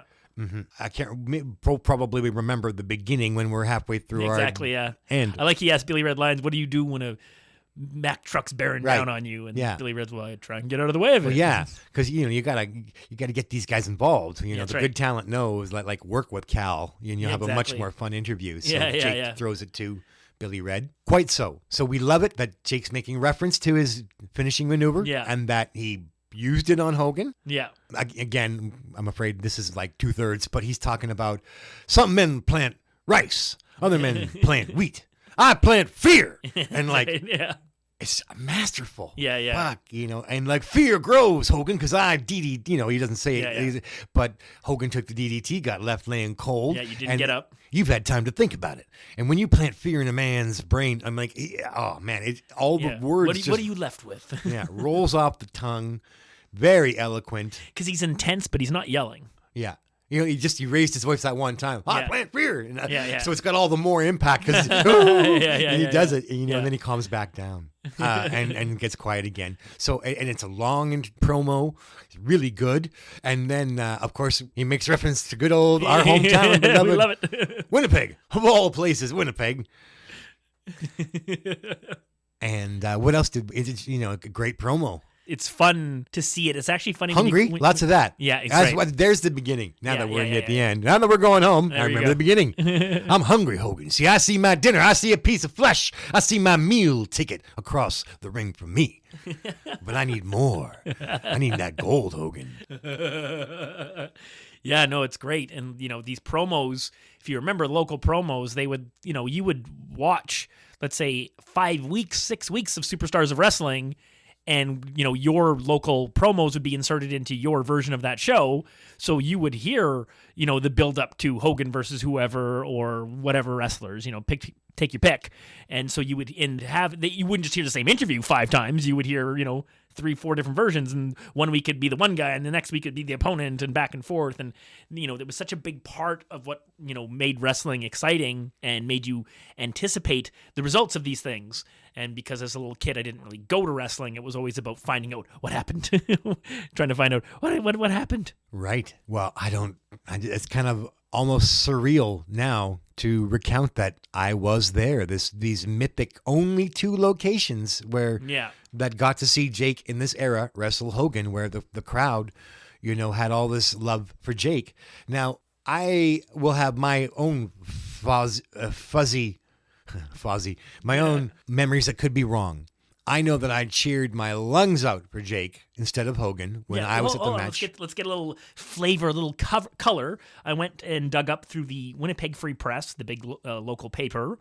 And so the day of the card at the Winnipeg Arena, the old Winnipeg Arena, which is west side of our city by what we called Polo Park Mall. There used to be the football stadium and the hockey arena. And so that's where this card's taking place. So it's kind of buried on, on a page. Like, it doesn't have a big picture. You wouldn't really even know it. It's super far into the paper. The tall and big men, George Richards ads right beside it, taking up a lot of space. But if I zoom in here, I can see, man, I came through this paper and there was this like movie review person like taking shots at the movie Some Kind of Wonderful, John Hughes film that I love. And he was just, this guy didn't like it. And I was like, what? I was all offended. I was like, how dare you? Get him in the ring. Slap him around. I'm gonna give it to you. So under local, this local section in the sports area, we've got Hulk returning. The Hulkster will be back in action Saturday, February 28th at the Winnipeg Arena. Legendary wrestler and heavyweight champion Hulk Hogan will meet Jake the Snake Roberts and his sidekick Damien as part of a World Wrestling Federation card at 7:30 p.m. In other matches, and we'll see if Jeff can remember some of this stuff from going to that card. In other matches on the card, Blackjack Mulligan takes on Sika, the Wild Samoan.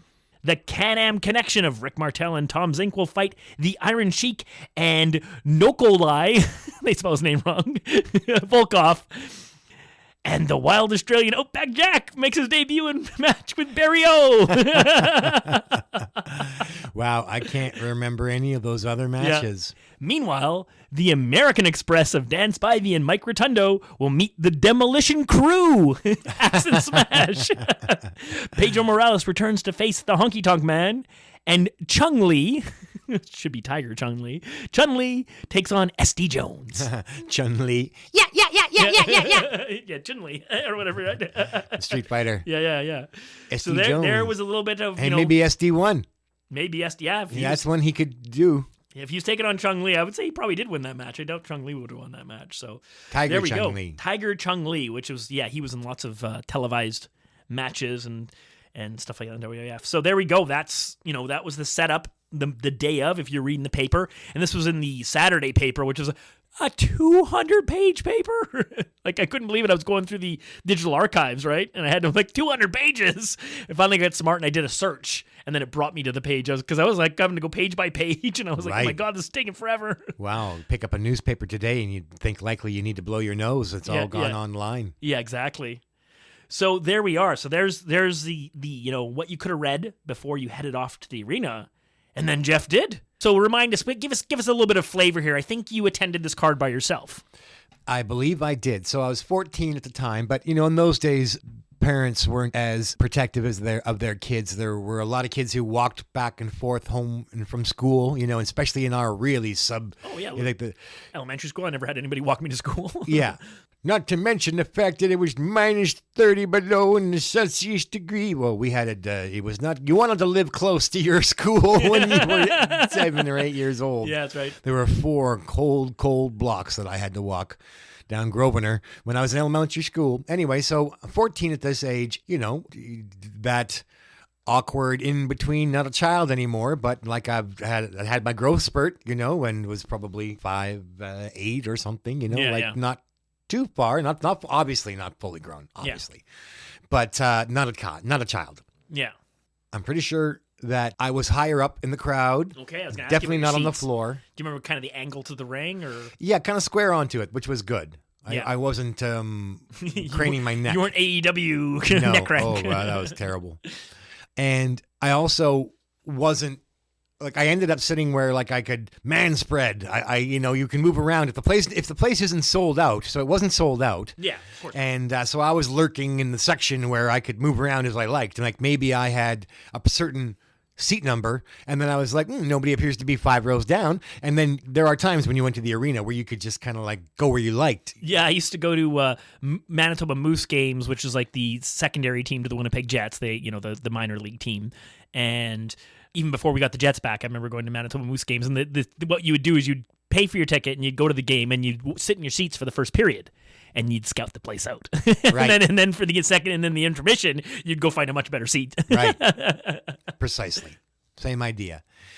I was not swept up by a throng of Jake supporters. It's not like I walked in there and saw a bunch of ECW style fans hey, you were there, come on buddy, go us, we all love Jake, let's get Hogan. It was, I felt that I was in the know because But this is Winnipeg, so everybody was, you know, I was no different than anybody else in this crowd who you would think, therefore, loved Hogan for the AWA appearances that he made.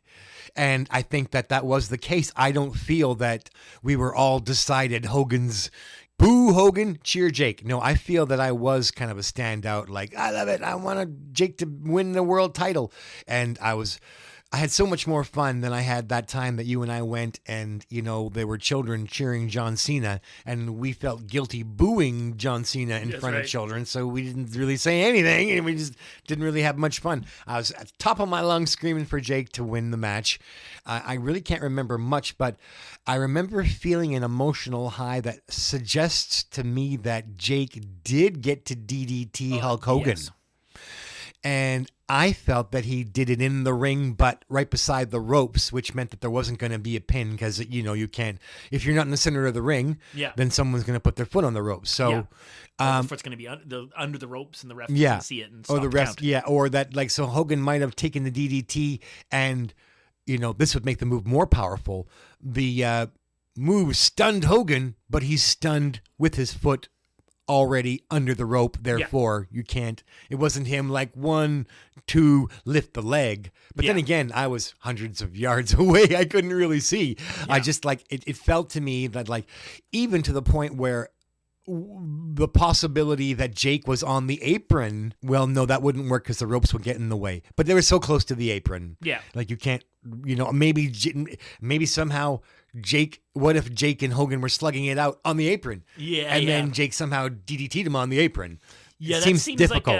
like a more modern invention in wrestling. I can't remember a lot of moves being like, they're so common now for two wrestlers to be on the outside of the ropes on the apron, and for one of them to do a move on the other one sort of on the apron, you know, on the edge of the apron, which I think back in the day used to be like devastating career ending, and these days are smart because they do so much stuff out there. I'm pretty sure they pad them properly so that now you can do these, you know, power bombs and things out there and DDTs without killing guys. But yeah, no, I think you're more right that it's just probably was just part of the match. He just was a little too close to one side of the ring, and the delivery of the move put Hogan into a safe spot. And so I don't actually mean, yes, that's right. So I don't actually mean on the floor. I do mean on the elevated ring, you know, just outside the ropes. Yeah. When I say the apron. And yeah, well put. Quite so. I agree. It just feels to me that, narratively speaking, I felt there was an emotional high where I was like, oh my God, this is it. Yeah, you can do it. Well, if he did it, then he wins. You know what I mean? And I talked about that with, like, the, you know, the first Iron Man event against Bob Orton. Like, if he hit the superplex, he could pin Hogan, but he's not going to hit the superplex, you know, or this, or, you know, if Paul Orndorff could pile drive Hulk Hogan, he's, you know, he could pin him, but he's not going to, Hogan's going to back body drop him. And I think that's somewhere where, like, through Hogan's reign, that's where they lost something, where it became about Hogan needed to, like, take the move and then kick out, Hulk up, go home. And that's what, you know, and then rinse, repeat, became less enjoyable. Speaking of going home, if I had seen Hulk Hogan kick out of the DDT clean, I would have gone home upset. Right. I would have gone home like, oh, they nerfed Jake. Yeah. They nerfed the DDT. Yeah. And I didn't feel that they nerfed the DDT. So I'm going to, like, you know, through power of deductive reasoning and colorful embellishment of time traveling, I'm going to say that Hogan did not diminish the DDT. They protected it just like they protected Bob Orton's superplex. So I have a memory of reading the results of this card the next day. My parents subscribed to the Winnipeg Free Press, so I have to assume that's where I read it. But when I looked at the article in the paper, it's so small and so little information. I'm like, this can't be what I read, because this gives me no information. And so let's read the article, and then I'll make the point I'm trying to make. Cue the Bryan Cranston. That's right. They're lying. Okay, so this is a smaller piece than the promo piece to begin. It's really buried. It's very small. The title's Hulk Hogan retains title. Hulk Hogan retained his World Wrestling Federation heavyweight crown last night with an easy victory over Jake the Snake Roberts and his sidekick Damien in the main event at Winnipeg Arena. Hogan, who will now defend his belt against Andre the Giant in WrestleMania 3 in Detroit at the end of March, easily disposed of his outclassed opponent early in the bout. In other bouts on the card, Blackjack Mulligan defeated Sika, the Wild Samoan. Rick Martel and Tom Zink thrilled the crowd with a victory over the Iron Sheik and Nicolas. He's spelled wrong again. Not quite as bad. At least this time it's an I instead of an O. They got one letter better. Nikolai Volkov. The Honky Tonk Man beat Pedro Morales, and the Demolition Crew, axe and smash in quotes, defeated the American Express of Dan Spivey and Mike Rotundo. And that's it. That's all it says. And I'm like, in my mind, this is my memory. If you'd asked me this 5 years ago, last year, a week ago, is that what I read was that Hulk kicked out of the DDT. And I was mad about that because to me, it ruined it. It was like, no, just don't let him get the DDT. Like Hulk Hogan back body drop out of the DDT, or, charge Jake into the corner. Like, don't take the DDT. Protect the DDT in 1987. We're not talking about 2023 where you can do 15 finishing maneuvers and they don't count. We're talking back when they counted. So, so I was really surprised. I did try to look up the Winnipeg Sun to see if I could find articles for them, but it ended up being this lost cause that I didn't go down. So I can't figure out where I would have read that from. But me and Jeff have the exact opposite experiences. Like, you're like, I would have remembered for sure if it happened because that would have upset me. And I'm like, I remember it because it upset me. Wow, that's so funny. But like so many other things about us looking back at wrestling, we have so many of them wrong. Wow. Or, well, Jake quotes Montreal of all places. Yeah. Jeff saw the thing with Jake talking about where the matches took place, and he credits Montreal as being one of the places. Like, no, Winnipeg. So that is something. I had a great time though, and I feel like Hogan had a lot of cheers that night, and it wasn't. I wish I had more to go on because I can't remember those other matches even, but I do remember my enthusiasm. Well, my first couple of times going to WF shows, I've tried to go look. I have such strong memories of 91 and 92 going to some cards with Kenny. And I know I went to cards before that, like in 88 and 89. I can't even figure out which ones I was at. I don't remember anything about them. It's the weirdest thing. Like, it's just strange. So many people are like, they remember so much about their first match or something. And like, or the first time they watch wrestling. We've talked about this before. I'm like, I don't remember the first time I watched wrestling because I was a baby. And I don't have this super strong memory of the first WF card I went to. I know I went. And if I lined them all up and looked at them, but I looked at the matches, I'm like, maybe. Yep. So one of the things that it comes up online a lot is when people see people complaining about the Jake feud never happening with Hogan, one of the counterpoints that's always made is, well, you couldn't put the belt on Jake. And it's like, well, no one said you had to. Like, why couldn't Jake just be yet another one of Hogan's cool bad guys that he wrestled and had a return match against? He could have wrestled like the big places like Boston, Philly, New York. They could have got 2 matches. Yeah. They could have basically had a DDT. Like, Jake could have won by like count out or disqualification or something. Mm-hmm. Got a DDT on Hogan around the circuit. Then they could have come back and Hogan could have pinned him. Certainly. And think of all that money that Jake could have made. So let's talk a little bit about the shoot interview, if you got any more on that. I watched one recently that was where the guy was actually reading what Hogan had said on one of those interviews that I couldn't find about how, the comments about it not working. It wasn't the right feel. They didn't have chemistry. Right. And Jake was kind of hurt. He was like, oh, he was like, I really feel hurt that he says that, and it really cost me a lot of money. He wasn't just like, oh, what an asshole or anything. He was just very nice about it, and he says like that could have all been fixed with a 10-minute conversation, like before the match. And then we never talked. He said like they could have figured out a way, because I think what they want and what McMahon was getting at is you want the Ricky Steamboat heat. When he DDT'd Hogan, you want people to be like outraged that he did it, and instead people are like, woohoo! Yes. Amazing that is what happened. It's almost like if Jake had taken Hulk out with something other than a DDT, they probably would have booed it. Like if he'd used a crowbar or something like that, But it's because they love the move. It's like the way the crowd loves Elizabeth, not Savage. Yeah. They don't really love Jake. They love the DDT. Wow. Yeah, that's an interesting point. Yeah, okay, pretty cool.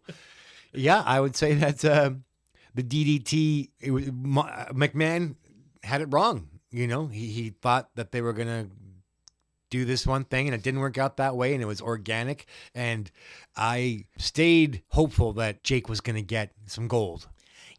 I also think it's like timing wise, they kind of blew it. Because look at it. Look how close we are to WrestleMania 3. They got to focus on Hogan Andre. They don't have time for Hogan Snake. But why wasn't this a thing in the fall? Like, they started teasing this like a long time ago. And Hogan's kind of really like, the Hercules main event match, that doesn't mean anything. I mean, obviously he's still finishing off the Orndorff feud. But it seems like, from September to January, that would have been the time where there should have been 2 months of, Hogan Jake, not like start it in February and then. And imagine Jake wasn't even at WrestleMania. Was he at WrestleMania 2? too? Yeah, he wrestled the yeah, footballer. George Yeah. Wells. The football player. Well, he's more of a wrestler than I thought he was. Back then, I always thought he was just literally like those guys in the Battle Royal. Okay. But he actually had a career. He was a football player, but he also had a career as a wrestler in other places. But a non-event, like no build, no story. I can't even picture this guy. Whereas I remember everything shaved about head, African American guy. He was, and again, I didn't know who he was. Like he was in the Mid-South and stuff. I think he had a fairly dignified career. Well, but no disrespect intended. It's just like George who Wells, remember? It's like the fact that Jake was at WrestleMania 2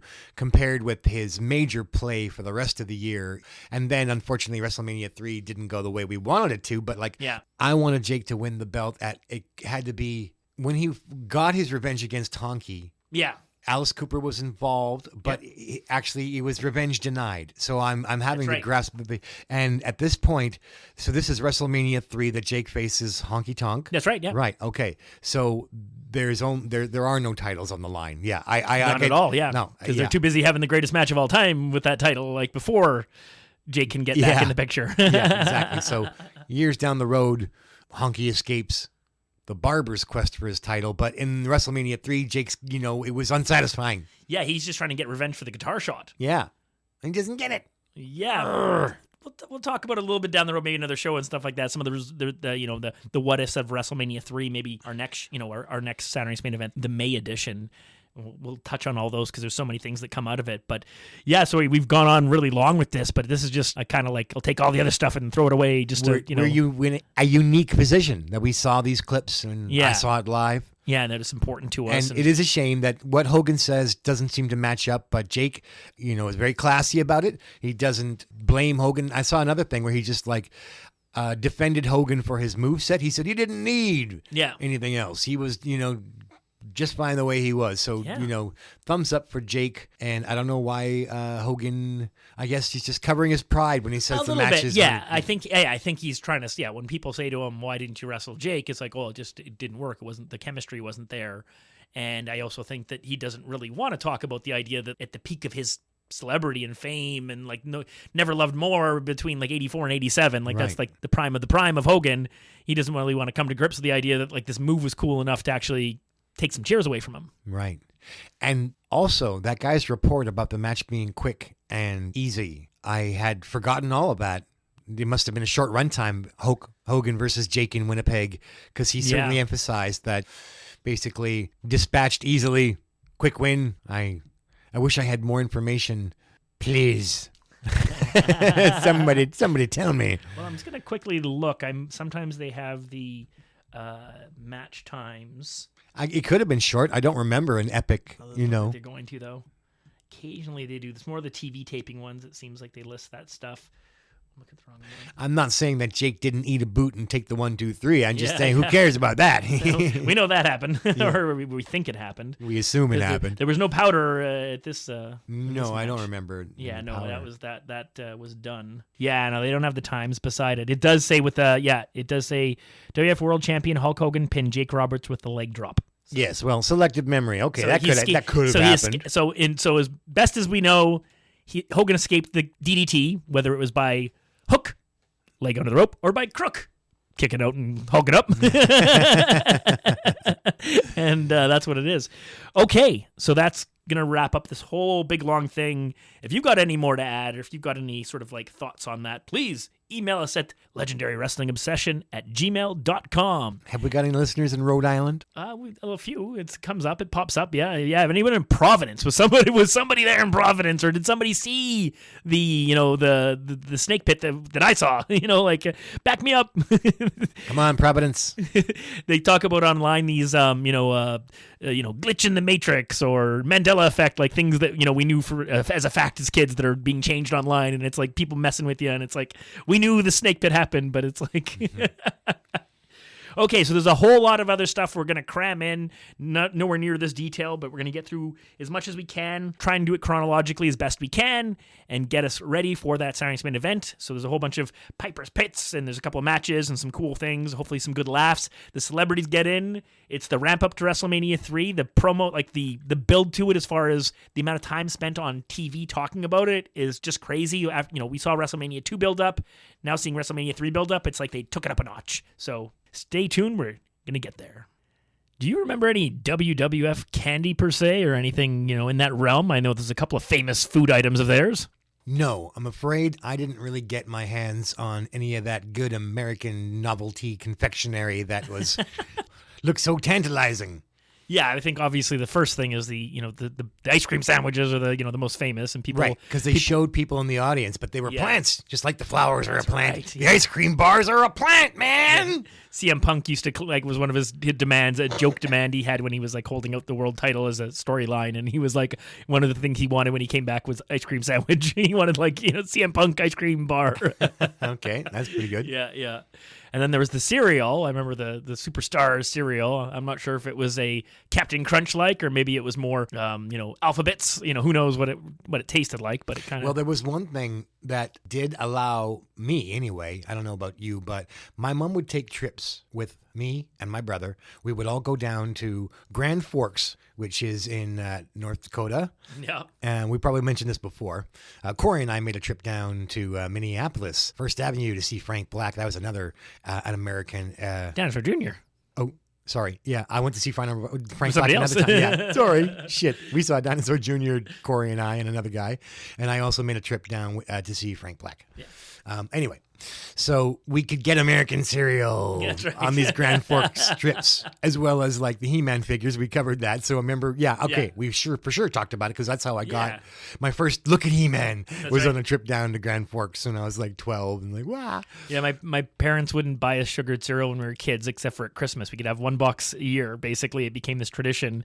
And I remember being in the United States, probably in Grand Forks or Fargo, and my pick ended up being a short-lived cereal called Donkey Kong, which was basically the barrels, and they were Captain Crunch. And then the next year we were on the same trip, pretty much similar weekend, and I tried to buy my Donkey Kong and couldn't find it. Oh, no. And then my brother explained to me that it was just Captain Crunch, and then I fell in love with Captain Crunch. Aye, Captain. Now, on your breakfast table, Donkey Kong brand cereal. Crunchy barrels of fun for breakfast. Donkey Kong cereal. The sweet, crunchy corn taste will drive you ape. You love the crunch. Donkey Kong cereal. Crunchy barrels of fun for breakfast. It's part of this complete breakfast. Donkey Kong cereal. You love the crunch. So, boy, and Captain Crunch is a crunchy part of a balanced breakfast. Well, I loved the Pac-Man because it had little marshmallows in it. Yeah. And that was great. I guess almost like a Lucky Charms kind of style. Yeah. You can do it. You can do the Pac-Man cereal. You can do the Pac-Man with Pac-Man marshmallows. You can open wide, gobble up the ghost and hide inside. Marshmallow orange, red, pink, and blue. Trouble up good or they might kill you. You can do it. You can do the Pac-Man. Packed with marshmallows and corn puffs, Pac-Man cereal's part of a good breakfast. You can do it. You can do the Pac-Man. I didn't really choose Lucky Charms when I had my way with cereal. When that was, when the kingdom was open, And for me, the difference between the so-called healthy cereal and the treat cereal is, parents have got to lay down the law, and they've got to buy, Rice Krispies, no sugar. That's right. I mean, kids cut corners. We get our sugar anyway. Oh, Cam was the master. He'd just he'd pile 4 or 5 spoons of sugar into his cereal. Yeah. I didn't do that. I mean, but he would just load up his cereal with sugar. It kind of one way or another, the parents, at least their conscience is clear when we're loading up on sugar at home. Health tip though, just use honey because it's sweet and it's very good for you. There you go. In almost all cases, my friends, use honey. I got sweet cereal from my dad, who would visit me once a week because of the whole divorce split up angle. So dad's trying to earn points with the kids, The weekend father gets you like Frankenberry, Count Chocolate, whatever you want, So that was good. The one upside of divorce is once a week you get your favorite breakfast cereal. But WWF, so I like the Pac-Man one when we went down to Grand Forks and got those treats. And I didn't get my hands on any 80s tasty WWF candies. Yeah, no. The only other thing I came across looking for this stuff was a couple of chocolate bars they put out. And it's neat because it's Hogan, Warrior, and Jake are on on the cover of this chocolate bar. Right. And then there was another version of the same product, but milk chocolate instead of whatever the other chocolate was. And this one was Warrior, Hogan, and Big Boss Man. Ah. Well, I had a little Hogan NWO candy dispenser. I didn't eat the candy, and I came across it, I think, probably some 5 years after the Angle, Yeah. And, I don't believe I kept that toy because, well, I mean, I definitely have a lot of respect for that whole thing, and hopefully one day we'll cover the NWO stuff, because it was, it was good wrestling, and it was interesting, and it was historically, but it's a whole decade in the future. Yes, far off land. So yeah, it's like Halloween has probably, by the time we've aired this, has probably already happened. So hopefully you're enjoying the leftover candy you stole from your kids, or that you bought on when they put it on sale after November 1st. Go ahead and get yourself some discounted mini chocolate bars. Many years I've loaded up on that half-price Halloween. And don't forget Valentine's Day. That's right. February 15th. That's right. Okay, I think it's time to get back to covering all this wrestling that we want to do before Saturday night's main event. And one last thought as we wrap up everything we talked about with Jake in the first half. I was thinking about it on the break, and you were bringing up the measuring at one of the snake pits. Like, did he get out the measuring tape or whatever? And I'm like, no, that's not what happened. And I'm starting to think about it. And I'm like, maybe that's the one where he DDT'd him. Because like I didn't see that part, but obviously that was part of it. Well, that's what Jake contends. Yeah, I think I maybe missed that. Almost in my head was like, oh, there's 3 snake pits with Hogan, but no, it's probably that's it. You should have when Hogan was doing his his bench press or something, Jake should have been like holding the bar down on his Yeah. Yeesh. Scary. Yeah, that's right. Okay. So we are going to jump in back at this. It's a bit choppy. We're going to go back a little bit, some of the couple of things we missed in January, and try to follow a chronological order, but wherever things take us, hey, that's where we'll go. So let's see. We're looking at Wrestling Challenge. Oh, this is something I want to talk about. Damn you, WWE Network. So during the research for this show, I came across like some prime times were missing. I was going through the episodes, and there was a couple that weren't there, and I found them online for the most part, and also realized there was a Westminster Dog whatever show that would sometimes postpone's not the right word. What do you call it? Like interrupt, they wouldn't have a wrestling on because there was a dog show like that would. Oh. And that went on even into like the days of Raw, like when WWF was at his peak power, they were still like having to skip like whatever Monday every year on for a dog show. But then I also noticed that as of early February, Wrestling Challenge, which really just started in September '86 or whatever, on the show started on the network, it ends on the network, and the show's certainly not over. So I found a couple of them online, and then I couldn't find any more. But what I do find is links to Apple TV. So you have to pay a different subscription to get these shows. Like, what the hell? That's outrageous. That we subscribe to the WWE Network, and now they're saying, but for this WWE content, pay more over here. Bullshit. Yeah, foul. So, and none of the superstars are on the network, but thankfully, knock on wood, you pretty much, so far so good. Everyone I try to find pretty much is on YouTube or Daily Motion or wherever. I mean that man has spies everywhere. That's right, they're listening. Stooges. One more listen. So it is going to become a little bit more tricky and difficult in certain years or areas where we might not be able to find an episode that we want. Like some little tidbit might come up, and then we're like, we can't get it because they don't have it. Jerks. Put all the content out. Do it. Release the hounds.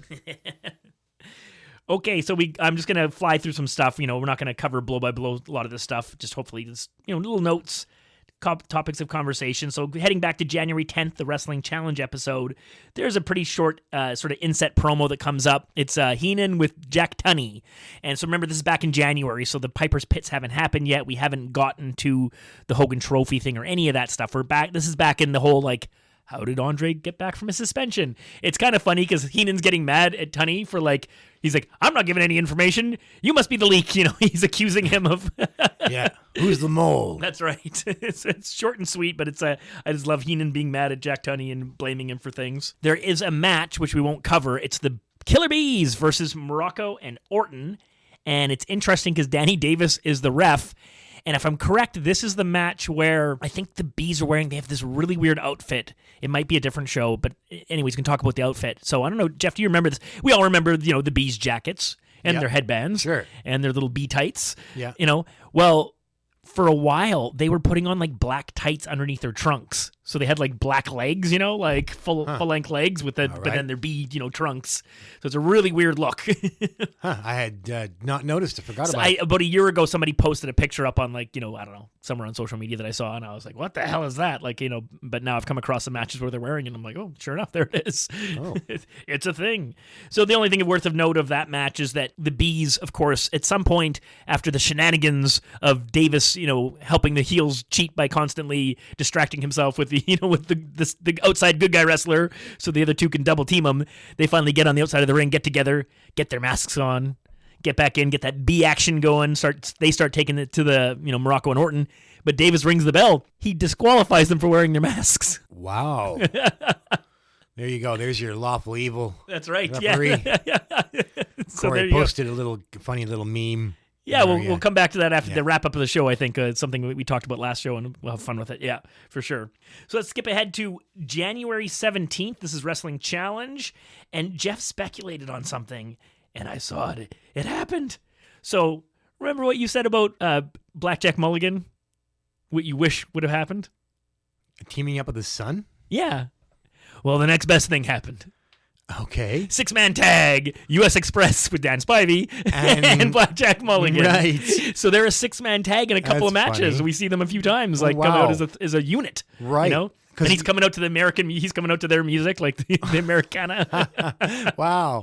How about that? That's pretty fun. Yeah. Blackjack Mulligan being the father of Barry Windham. That's right. Yeah, so it's pretty funny. The first time the first match we see is just like a full-on jobber match, but we do get Ron Bass. Cowboy Ron Bass is starting to make appearances here, and he's in an inset promo, and he's pretty funny. Actually, his promo might be separate from their match, but I don't want to get too far into it. But he's talking about beating bears and mountain lions, and just making himself sound like he's the toughest man in the world. Oh, well, I guess I never gave him much of a chance. He didn't make a big impression on me. No, he came across quite goofy to me. He had obviously a pretty long history in the other territories, and there's more to him than what we saw. And the interesting thing is that when I watched his first squash match against a jobber, he's using Blackjack Mulligan's flying reverse elbow. He's doing the same move, whipping the guy off the, either off the ropes or into the corner, and then, leaping at him and doing the back elbow. Yeah, it's a crowded field. He didn't stand out for us at the time, but we won't, that doesn't mean that he wasn't really good at what he did. It just, I didn't get to see what made Ron Bass, rise to the heights that he did. That's right.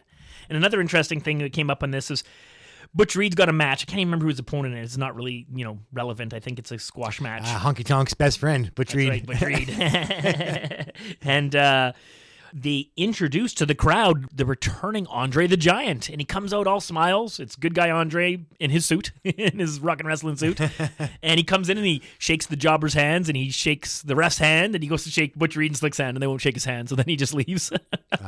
Butch Reed doesn't want to shake hands? Yeah, he won't shake his hand. Yeah. Okay, so we'll just keep moving along. Here we go. The only difference is that rock and wrestling, Andre's got long hair, and That's right. This wrestling's got short hair. It's the short one. You're right. Okay, let's get into a match. We've been talking for a while about how are we going to get the Can-Am connection on our show? We haven't been able to find a match that isn't a squash match. So we've had a couple of funny little vignettes of them being, accosted getting into the arena, and they're comparing Canada to U.S. stuff and whatever else they were doing. But here we go. There's a good match, and it's another one of these sort of setups for WrestleMania 3, quite obviously. We're always going to pay attention to whatever Rick Martel's doing, because as Winnipeg AWA fans, he's our world champion. We had him before we embraced Hogan as a world champion. Rick Martel was the first guy to make an impression to me as face champ. Woohoo! And, this is where I, fell in love with wrestling. Yeah. So this match comes in. When he finally beat Bockwinkel. Jumbo Saruta. Sharuta. Yeah. When Martel beats Jumbo Saruta for the belt. So we have, the team of Orton and Morocco. They're in the ring with Fuji. They're all still kind of in their gear. So Bob's got his cowboy hat on. He's got the vest on still. Morocco's got his shirt on. Fuji's there. No kilts, no pink hats? No, they're not. Yeah, none of that stuff. Yeah, Bob has ditched the pink hat at this point. And the Can-Am Connection come to the ring with no music. I was quite surprised. I know at one point they get like sort of assigned, like for sure they get a song right near the end of their run together, which then gets supplanted onto Tito and Rick because I guess they want to, the girls in cars or whatever it is, Right, yeah. But I don't know if they get any other music, but in this one they come out with no music. And it's pretty interesting. They come out, they got the white boots, the white tights, and the trunks, and they have white jackets, and, of course, Martel and Zinc with the way their hair is and the overall size, they're so similar looking, from a distance, let's say, like obviously, get up close, you can tell the difference easily, but they, not twins by any means, but they definitely have that, like a team look. They look the same. So they're trying to get in the ring from opposite spots, but Morocco and Orton are like ready at the ropes, like, like sort of chasing them off. Like they try a couple times to get up on the apron, but like they keep having to jump down so they don't have to take a punch in the face. Do they have tiny little flags? Not that they're holding, no. On their trunks. Ooh, I think they do. A little maple leaf, remember. maybe, I think that was always their shtick. That was the shtick, right? Yeah, exactly. So, yeah. we saw that often enough. Maybe it was likely in this match. I think it was. I probably just didn't notice it. I'm probably so used to it being there that it didn't stick out. Well, I just happened to have a look at Dino Bravo's first foray, where he was wearing a sort of maple leaf pattern on his trunks. Right. But it was more like 2 red patches on either hip, and then it was not good. The placement of the maple leaf and the color of it, to be classy, like he sat on a tack. To be nice, we could be a lot worse than that, That's right. But it was just like, didn't work as far as like, how do you transfer the Canadian, we're Winnipeg Canadian boys here. And Martel had a nice, tasteful little, red and white maple leaf on his trunks, but the Dino Bravo look was not working. From far with blurry, cleaning your glasses, like, what the hell happened to that man? Poor fellow. So after a couple of failed attempts to get in the ring, they get mad and they take their jackets off. Now they mean business. So they just, decide to take it. They know they're going to get hit, but they get in and they start brawling. So they have to they're one leg in, one leg out and already getting punched, but they start throwing fists. Both guys, all 4 guys are one after the other. And so they end up in opposite corners. And it really looks like they're going to set up. At this point, the Can-Am Connections actually probably has the advantage, one in each corner. Whip the bad guys at each other. Looks like we're going to get the whip across. Or they get whipped and scientific reversal. That's right, yes. So the heroes prevail. In certain ways, these always work, depending on what alignment you are. Supposed to be. But it's interesting. Danny Davis does a really subtle, cheaty thing where he kind of gets in and interrupts Rick Martel for a second from getting his punches off and kind of stops the whip from happening. And because Zinc has to delay his whip because he's waiting for Martel to do the whip, then, he starts losing his little altercation. So Zinc gets thrown out to the floor and Martel's being forced back to his corner. But Morocco goes and attacks Martel when he's not looking because he's turned to go back to the apron. So it's really neat. Danny Davis orchestrates this advantage for the bad guys without being super cheaty, but just a little here and there. Yeah, just cheaty enough. Yeah, exactly. Don doesn't even he hasn't even gotten his shirt off yet, but it's okay. So Bob said, it's Bob Orton that attacks Martel before he can vacate.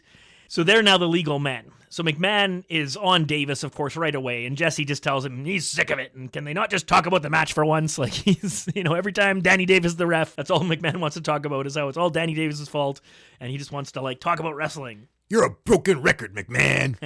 Why don't we just focus on the action in the ring? So Orton takes a side headlock on Martel, who pushes him off into the ropes. And you can see Zinc is starting to fight back on the floor because Morocco's out there beating him up in the foreground, on the floor. So Orton knocks Rick over with the shoulder tackle, but Orton bounces off the ropes again, but is caught with a high back body drop, really high, flies in the air. And at this point, Fuji slips in a cane shot to Zinc in the stomach, right in front of Davis. Davis is looking right at him, and he just, no problem. Go ahead, use the cane. On. Didn't see anything. As you were. So Martel, basically, after that back body drop, bends over to pick up Orton, who gives him, the double kickoff. Floors Martel with that as he attempted pickup. Morocco's finally back up in his corner and sheds his t-shirt. He's really ready to fight here. Orton whips Martel to the corner and charges in behind him. But Martel does that move where he grabs the top ropes and springs in the air I don't know. To the other guy travels underneath him. Yeah, exactly. And little handspring, whatever we want to call it. Yeah, sure. Exactly. He's got his hands on the ropes. Yes, exactly. So, so he evades Bob Orton coming in, and Bob turns out of the corner to walk into a hip toss as Martel's doing his dancing. You know what I'm talking about when Martel does that little bounce? Every time he does a move, it's like he's doing a little timed high knee step. and he's kind of pumping his arms, almost like a little clap. Yeah, I'm sure I would recognize it. It's not coming to mind, but having watched lots it's of what he does almost like during the introductions, like when he's warming up, when he's kind of loosening up his arms and he's waiting for the people. blood's pumping. Pretty funny. He doesn't stand still. He's no Undertaker. Yeah, no, not at all. So after bouncing in place for a bit, Martel leaps up for a flying head scissor takeover, but kind of like the Frankensteiner version, like the straight over, like not the classic head scissors, but like the actual, like, hook the guy's head and then go all the way over backwards and flip him over. He does did you say it's like a Frankensteiner, or essentially well, it is a Frankensteiner? It's a Frankensteiner on a person who's standing still. Ah. The Frankensteiner looks more like Irish. a suplex because the guy's got all that momentum and can do a real hard flip. Okay. This is what a lot of other guys did. I think Lanny, I'm sure Lanny Poffo would do something like this. Different guys do it where you just jump up on a stationary person and then basically do backflip, for lack of a better term, and with your legs holding that guy's head to make him roll over. Right. Flying head scissors, sure. Of course, doesn't look like, it doesn't look like a Frankensteiner as far as like the... Yeah, because he kind of almost turned it into a pile driver. Yeah, he looks like he's spiking the guy on his head when it's done right. Yeah, exactly. What an innovative, when that happened, it was just it seemed like a, new ground was broken. That's right. Yeah. Like, and nobody else could do it. It was just it's amazing. What the hell?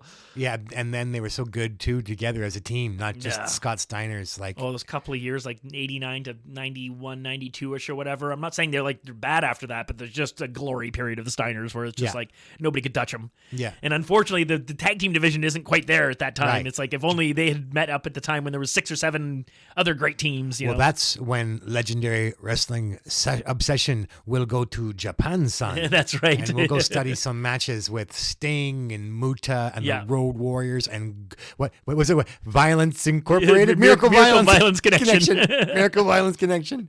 Which, of course, is Terry Gordy and Dr. Death Steve Williams. Yes, good stuff. Okay, let's stay on top here. So, speaking of on top, Martel's on top because he's done this little Frankensteiner type move, and his knees are literally on his shoulders, like pinning Orton down. It gets a 2 count. Bob slips in a gut shot and then whips Rick to the opposite corner. And there's a reversal. Pardon me. Rick is getting whipped to the corner. He reverses it. So Bob Orton, he decides, aha, anything you can do, I can do better. So Bob Orton goes up handspring. Tries the same maneuver. Yes, that's right. So he's expecting Martel to charge in. And he kind of was, yeah. He's charging in, but Martel catches him in like a body slam position. And it's kind of neat. Orton actually holds onto the rope. So Martel's struggling to kind of pull him away from the ropes for a second. Yeah, okay. And it doesn't end up being a really violent body slam. He actually has to sort of like just kind of give up at one point and just drop him. Still to his advantage, but Orton saved himself from getting completely clobbered. I like it. That's good weasel out maneuver. Yeah, exactly. But I did love the fact that he's like, aha, I'm going to do this too. Yep. And it just science prevails. Believe the science. So Orton gets up and he's pinball between a couple of punches. Martel one, Zink another. And that punch he does an awesome bump off it from one corner to the other. He spins like a top and then rolls on the ground all the way over to Morocco to tag out. Nice. It's a full ring punch. Love it.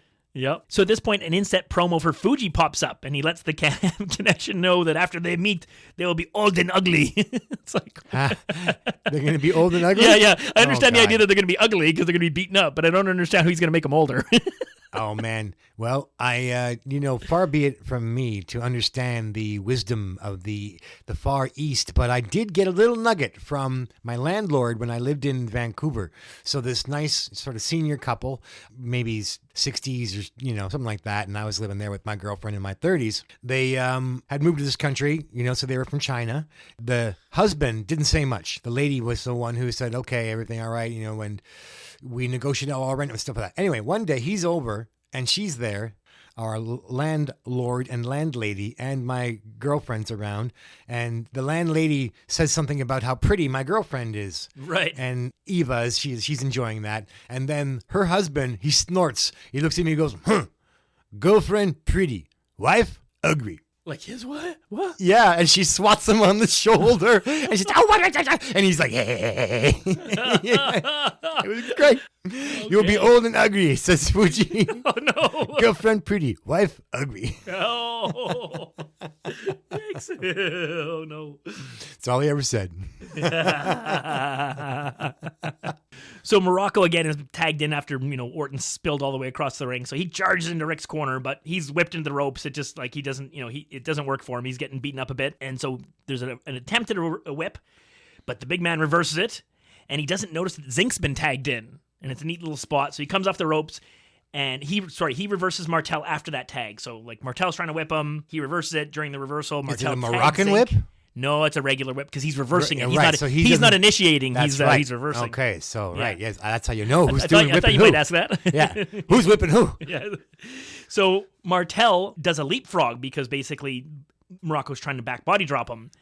And then Martel, it's neat. He does the leapfrog. I see Zink in position, so I'm expecting them to turn around and do a double drop kick or something like that. Yeah. But what happens is that Martel immediately drops down on his back so that Zink can come over top of him and do the rolling reverse cradle into the ropes with Morocco, who's facing away from him. It's a bit of a different spot. I hadn't quite seen that kind of setup before. But Danny Davis, he's here to help the heels out. So he immediately distracts himself. There's no actual advantage to it. It just kind of looks cool. It just looked cool. Yeah, it was just well timed. Yeah. It didn't look like forced or anything. It was like, Right. oh, that looked natural. So Davis distracts himself so that as this pin is happening, there's no count, of course. So that allows Morocco to kick out because there's, he's got extra seconds and it's no problem. There's a bit of a standoff when they first stand up and between the two men. It's interesting. It's kind of like Zink looks frustrated about the non-count and Morocco slowly backs into a neutral corner. And I think there's a miscommunication here. Zink is closing in on him and then just awkwardly, like sort of at a 45-degree angle, dives up in the air and kind of exposes himself. So Morocco puts his foot up, but the whole thing looks very, I thought you were going left and you went right, or I don't know. There's something looks wrong, but they work with it. So that's how Morocco gets a bit of an advantage, kicking Zink as he jumps into him. I don't know what Zink thought was going to happen, but so he picks up Zink. There's a punch and a knee lift, and he lands all that before dragging the future Z-Man, over to Orton in the corner for a face smash into his boot. So AC comes in to cut off Zink, who's trying to fight his way out of it. And he does this beautiful body slam. I've talked before about Orton's body slam. I just love him. Very quick tag, which McMahon's actually very impressed with. Back to Morocco. He comes in, he plants Tom Face in the corner to halt his attempts, because every time they're coming in, Zink's getting like one or two little baby shots, into the, body blow, but it's not enough to actually stun the heels so they can keep the punishment going on him. There's a whip and a reversal, and Zink flies through the air for a more traditional flying head scissors. So he comes into the corner and goes up in the air, gets Morocco's head between his legs, does more the, Greg Gagne flying head scissors. He jumps up on Morocco, who's gotten up near his own corner, to attempt a second one right away, but he's too close to that corner. So Orton's able to just reach right in from the apron and punch him in the face. And it's kind of neat. Like Zink drops off him like he's been shot or something and takes a big bump from falling off from there. And it's great. McMahon wants a DQ. Why isn't there a DQ? And I'm just like, and Jesse's like, what is it supposed to be a DQ for everything they do? And I'm even sitting there as a fan going, why would there be a DQ? One punch? It's like, come on. And Davis is with Martel, of course, who's protesting, allowing this double teaming that's going on. They pick up Zink. There's a double whip for a double back elbow drop. Not elbow drop, but elbow to drop Zink. So he's down to the ground. Orton rams the face to the canvas and tags Morocco back in. And in a visual reminiscent of the famous Orton and Piper slamming Jimmy Snuka, like the double slam, except for this time they pick up Zink, both of them in a body slam position, lift him up high, and then drop him neck first across the rope, little clothesline action on the top rope. Martel charges in. He can't take all this extra little double teaming that's going on, but Danny Davis, as we saw with the Junkyard Dog in the last Iron Man event, when needed, when a good guy's trying to come in, Danny Davis is willing to play like full linebacker or whatever. So he's like basically tackling Martel, like bear hugging him, trying to keep him out. It's pretty good. So Morocco used that opportunity to slug Martel, and it's really a four-way now. So Davis just backs out of the way as Orton and Morocco reverse whip themselves. It's kind of neat. Like Martel's kind of stunned, so they go up and they grab each other and they reversal, like almost like the Hart Foundation to get the double momentum, so that they can clothesline. So Morocco clotheslines Martel, which knocks him out of the ring, like over the top rope. It's actually a pretty neat move. Orton gets another one of his signature slams in on Tom Zink when he stood up. And the heels, at this point, they connect hands. Kind of weird. They're standing there waiting for Zink to rise, and they clobber him with the double clothesline. Martel's trying to get back in, but Orton's kicking him, knocking him off the apron as he's trying to pull himself back up. So they finally get back in and over the corner, and they do an actual tag instead of just double teaming. And now they actually do the double body slam, just like Piper and Orton did all that time ago to Snuka. And they actually, I don't have as clear memory as you do. Must have been a Coliseum video thing. Yes, it was. He was on the intro. It was actually that little clip of them slamming him was on there. Yeah, towards the end or earlier. Ooh, pretty late in it. Yeah, like probably the last 80% or something like that. Yeah, like as that music's really swelling. Right. It's like probably like right before. It's very near to when you see Andre and Kamala in the cage. Man, that makes the eyes bulge. Yes, that's right. So after that, they wait and they try the double clothesline again. So they lock hands again and they're waiting. But this time, Martel trips Morocco from the outside, who takes this massive bump from a standing position. I don't know, tripping a guy when he's standing still like is so devastating, but Morocco really takes it hard. And in the confusion that Orton gets confused of what's going on, Zink's able to come in and dropkick Orton in the back, and Martel smacks him in the face. So Martel comes in like a house of fire. They're ready to go. He's beating up Orton in the corner. Zink is landing fist on Morocco. And now we're back to where we kind of started. We're back in those opposite corners. And no, it's going to be the double whip this time. So it's really funny, though. And at this point, we see Davis signaling. It looks like he's calling for the match. And the announcers don't really notice it. So the double whip happens. And it's not the malfunction at the junction, like, the two heels cracking face to face. We don't even get a do-si-do. We get the most, the one that's hardest to believe, the move of all time. Morocco runs, stops, bends over, and then back body drops Bob Orton. I've seen that a few times in wrestling. I'm not going to say it's the silliest move in the history of wrestling, but it's like it's up there. Like there's a few things I'm sure that are like a bit more ridiculous. I thought the two of them were about to whip. No, so the Can-Am Connection have the advantage. They're whipping the heels towards each other, and they the heels run towards each other, and then Morocco, just as he's about to get to Orton, stops, bends over, and back body drops his partner. Own guy. He's like, better you than me. The physics and Yeah. They should have tried the do-si-do.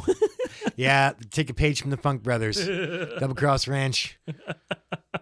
So yeah, they double drop kick Morocco to spill him out of the ring, and the same for Orton. High fives all around, but Fink announces that there's a double disqualification, which is, I always wait for Danny Davis to actually just disqualify the good guys, even when it's it's a situation where you think it would be a double DQ. No, just disqualify the good guys. So that's it. That's it for the match, and this is sort of the thing that sets up what's coming as far as because this is going to be a match at WrestleMania 3. This is the tag team match, Can-Am Connection versus Bob Orton and Don Morocco. It's actually the opening match at WrestleMania 3. I see. Well, I had forgotten most of that angle and heat between these guys. Yeah, so that gives us a nice little fun introduction in the ring to those guys. And on the same episode, we see another version of the U.S. Express and Blackjack Mulligan 6-man tag. And they're in a match against Jimmy Jack Funk, Ron Bass, and a jobber named the Gladiator, who's there to do the job to save the, at least Ron Bass from. Yeah. And they tease some. It's mostly Rotundo who takes the beating from the heels for most of the match, but they do tease some Blackjack versus Ron Bass moments because that's clearly what they're going for here. Sticking with Wrestling Challenge, we're into January 31st. So just a couple of quick notes. There's a match between Harley Race and Coco Beware, and Danny Davis is still reffing here, and it's great. He totally ignores Heenan getting up on the ring, so Coco's going for his drop kick off the top rope, and Heenan gets up on the top rope with Danny Davis looking right at him and pushes Coco off the top rope to crash to the mat, and eventually leads to a cradle suplex for the win for Harley Race. And Danny Davis just no problem. Oh, Danny Davis. There's a whole segment after a Billy Jack Haynes squash match where it's kind of like the Kamala Bundy thing where the other guy's already come into the ring. So Hercules and Heenan are coming out for their match and Billy Jack Haynes hasn't left yet. And there's almost a fight just outside of the ring. Now, of note, this is actually happening before the segment we saw where Billy Jack Haynes came out to be hey, put the full Nelson on me. So this actually precedes that. So this is this is the first of the, I guess maybe let's say the first of them crossing paths. So Heenan, man, it's great. Hercules has got his chains around him, and Bobby Heenan's got him like a sled dog or something. He's holding him back cause he doesn't want Hercules to. Hercules wants to go fight, and Heenan's no, pulling him away. Right.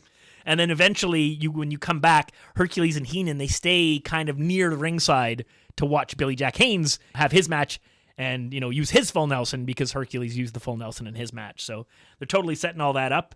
Again, just really hyper-focused on WrestleMania 3, even as early as January. It's really awesome. There is a pretty funny interview very quickly. Ken Resnick's with George. I didn't watch the whole thing, but I caught the end of it, and it's pretty funny. I don't know what Ken had said to lead to this, but George is like, Elizabeth managed George. You manage Savage. He says that to Ken Resnick. Nice. Yeah. Well, there was a pretty good clip of the Elizabeth, how she feels about George and Animal Steel, and Randy didn't appreciate all the nice things that Elizabeth had to say. That's right, never does. Okay, and we're going to go to an interview with Ken Resnick with Jimmy Hart and the Honky Tonk Man. Yeah, well, it's Honky Tonk Man explains how it was all Hogan's idea for him to come to the WWF. That's right, yeah. He says, Hulk Hogan, he called me, said he needed a sheriff in town to clean up the WWF, and I said, I'm the man for the job, and I showed up and I was ready. But poor Honky Tonk, he was betrayed because it turns out the very first vote that was cast Against him was none other than Hulk Hogan. He was the first one to stab me in the back and vote against the Honky Tonk Man, and I know that. And so it's just awesome. He talks about that he no more being a good guy, none of that stuff. We liked his other promo was awesome where he talks about slapping babies. Yeah. No more greasy babies and That's right. dirty diapers. Yeah. So that's awesome. It unfortunately we don't get the Honky Hogan feud. But we actually... Yeah, I mean, it does down the road, but it doesn't mean as much. By Yeah. the time they get around to a Saturday's main event match, the shine is already off of Honky. Yeah.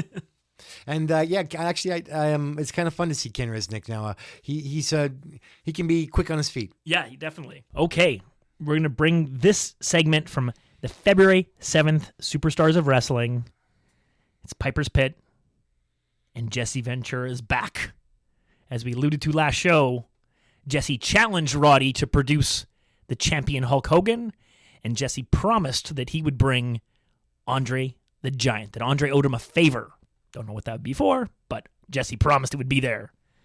So we go to Piper's Pit, and Jesse's already on stage with him. It's not Piper by himself. It's Piper and Jesse already on stage. Roddy doesn't get much in, and Jesse takes the mic from him. And this is a strange Piper Pit. When it comes to Roddy Piper, he literally is a microphone stand. Like, this is not, there's no other Piper's Pit that I know of that's anything like this. Like, he doesn't get any lines in, really. Like, he's very much a background player. He's there to hold the microphone. There's important business to deal with here. So once Jesse gets on the mic, he says he has produced Andre, and what about you? So Piper says, what about my man? And he introduces Hogan to big cheers. My man is here. So out comes Hogan in his, full wrestling regalia, looking like he's ready to go. They're red and yellow, of course. That's when Jesse introduces the 8th wonder of the world. And as he's saying that, whoa, because he sees coming through the door not only the imposing figure of the largest wrestler in the world, but the smartest manager, Bobby Heenan. Not that they weren't teasing this. Of course, yeah. But I'm sure there's somebody who's surprised. Hogan looks stunned and wants to know, what's going on here, man? What are you doing with him? Come on, man. So Hogan keeps questioning, and Andre and Heenan look coldly at them, so they're not responding to all of Hogan's gestures. And Hogan's getting closer and closer to Andre, which is sort of interesting because he's not sure what's going on. He's pleading with him, like, how could you be here with him? Hogan tells Andre, the reason I got into wrestling, man, you're like a god to me. So Heenan tries to talk, but Hogan cuts him off. But once Heenan does get the mic to tell Hulk that Andre is sick and tired of him, and you used this man for 3 years. This stuff is really great. And Hogan's just pleading. He can't believe it.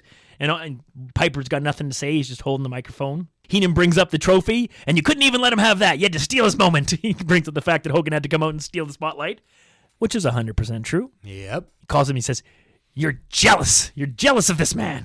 Hogan screams, you're wrong. It's really funny stuff. And he starts talking about, he was there when I won the championship. He poured champagne on my hand. It's a bond of friendship. And he keeps just going on and on about it. But that's when Heenan throws this in his face. Did you ever once in your life offer him a championship match? And Hogan pleads with Andre, placing his hands on his shoulders. And you may come out here with him, but you don't have to leave with him, Andre. Do you have any idea what he's done to me since you've been gone? And he just keeps throwing all this stuff at him. And nobody can figure out why, Heenan would be with Andre. They haven't quite revealed all those details yet, which kind of comes up a little bit down the road. But Andre slowly looks at Hogan's hands and tells him, get your hands off my shoulders. Hogan looks at the floor, and he's shaking his head in denial. Heenan says, Andre has one thing to say to you, Hogan. And at that point, Andre places his thumb and his forefinger on Hogan's chin and lifts up his face so he can look at Andre, so Andre can see his face when he says it to him, because Hogan hasn't looked at Andre for about a minute now or something, 30 seconds. He's been kind of like just talking to the floor, almost like he's kind of scared or whatever. And Andre says, look at me when I'm talking to you. I'm here for one reason, to challenge you for a championship match at WrestleMania. And I always remember Jesse's reaction. He does this little knee lift fist pump. He kind of turns to the crowd because he's like everybody else. He's looking at them. But when Andre says that moment, it's like his little celebration of like, I knew it. And I haven't seen this clip in years and years, but I could visualize that before I even watched it. It's pretty funny. So Hogan's like, Andre, please no, it's not happening. If you can't believe it, maybe you'll believe this. As Andre grabs Hogan's shirt and he rips it off his chest. And actually Hogan's like chain comes off as well. With the crucifix. Yeah, the crucifix. And Andre throws it to the ground and walks off the set with Bobby Heenan through that back entrance. And Hogan's like, no, man, what? And he drops to the floor, and Roddy Piper drops with him with the microphone. And I guess Jesse leaves too, because it's just Hogan and Piper. And Hogan can't believe what's going on. He's begging Andre to come back. And Piper notices that there's a spot of blood on Hogan's chest, which was not part of the, wasn't the plan, but Andre's nail scraped him or whatever. And it's a good big drop of blood on his chest. It's pretty neat.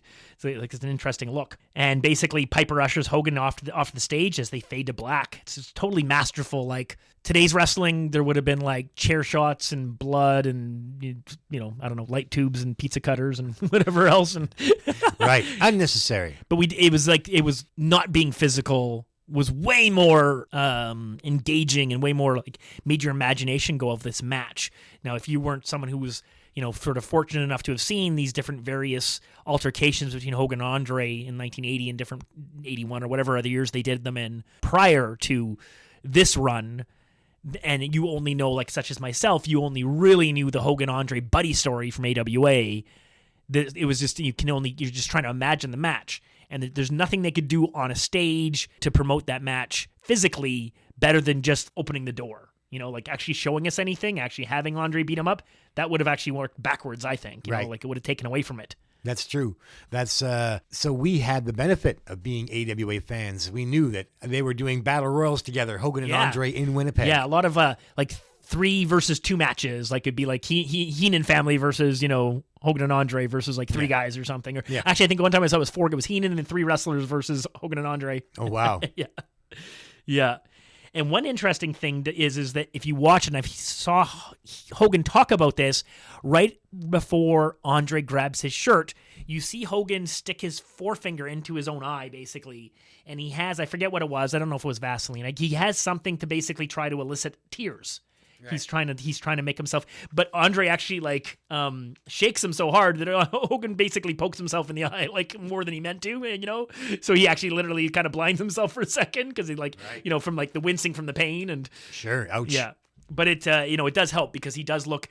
So Hogan's famously known as being a bad actor. His failed movie career and TV career. Right. And it's hard to say failed when you're in as much stuff as him. I mean, there's plenty of actors that never got any work compared to what he got, but he got it because he was a wrestler, because he was already famous, right? It's easy to get work when you're already super famous. Like, he didn't get those roles for his acting chops. But I got to give him credit for this because I think that this was a good job. He did do a great job of showing how hurt he was, like emotionally, as like his friend betraying him and all that stuff. And he tries to repeat this for the rest of his life, the rest of his career, but he can never, as good as the Orndorff stuff was with him, it didn't come across to us because we didn't see enough of them being together. I didn't think of them as being the greatest friends. You do think of Hogan and Andre of being, great friends going into this moment. Sure. Yeah. This really, I mean, it seems to me like the biggest angle of all time, except for possibly, which we already mentioned earlier, Hogan in the NWA, those are like, but they're both Hogan, right? So the 2 biggest things about that ever happened in wrestling, it seems to me, were both like Hogan. Pretty much, based. yeah. And I would give this the nod in terms of global sort of like recognition. Right. Like, and then the other way, like in the wrestling community, Hogan turning face, we know like how genius it was, but heel, yeah. Thank you. Yeah. So yeah, I totally agree. Like I think that anything, and it's comparing like eras and like generations, and it's kind of unfair. Like when people try to compare Stone Cold Steve Austin's run to Hogan, you kind of can't, because right off the bat they're working with completely different like realities, like worlds. Like when you were famous in the mid 80s, you were so much more famous than you were in the late 90s because there was so few entertainment options. So many people saw, such a huge percentage of people saw the same stuff. And I think to this day, there's no way to prove this, but I think if you could like magically survey, everybody from, 1970 to today and ask them to name one wrestler, that like Hulk Hogan's name would be written down more than anybody else's. Like, there was people that had no idea what wrestling was that knew who Hulk Hogan was. Steve Austin was never at that point where like somebody who had no idea what wrestling was would know who he is. And Yeah. you can point to all you want, the metrics of like, oh, you sold more merchandise and there was more pay-per-views. And it's like, well, guess what? Like, it was really easy to order a pay-per-view in the late 90s. You had to like pull teeth. You had to like be a magician to get pay-per-view in 1987. Come on. Cable guy. Yeah, like if WrestleMania 3 was operating in a reality where pay-per-view was as easy as it was in 1997 or 99 or whatever year you want to look at, the number of buys that show would have had would so far surpass any other show. It's not even close. Like there was so many people that were kind of like WrestleMania 1 again. It drew in people that weren't wrestling fans. Right. This one moment, and like the regular news is covering it, like and not just once, but like for like a stretch, like it really literally captured everybody's attention. And the thing that World Wrestling Federation, everyone always tries to do is sort of make each one the bigger the next. This literally was. WrestleMania 3 was the one time where they made their little claim that this is the biggest thing of all time. And we were the experts, people asking us what's going on. Like, tell me more about this. Like, oh, yeah, sure. Well, you see, I know all about this. Like little 14-year-old experts. Yeah, that's right. Because we were already watching, and then the world tuned in, to see what's going on here. Andre the Giant and Hulk Hogan. It's pretty great. Yeah, it's just, They captured that imagination, and again, going back, same as we talked about not really knowing Dynamite's injuries, I wasn't really aware of Andre's injuries. Like, the general public doesn't know that he was coming off this big back surgery and that he was really limited and all this stuff, and that's one of the reasons why he's not doing a bunch of matches. He just makes his appearances. He shows up on Piper's Pit, does whatever, and they just save it to get him to WrestleMania and hope that he can wrestle, and that's what he's there to do. But as a kid, you have no idea that he isn't the killer, that he isn't going to go out there and just like clunk, like one fist on the head on Hogan's head and it's done. Yeah. It's they hit it well, his injuries and limitations.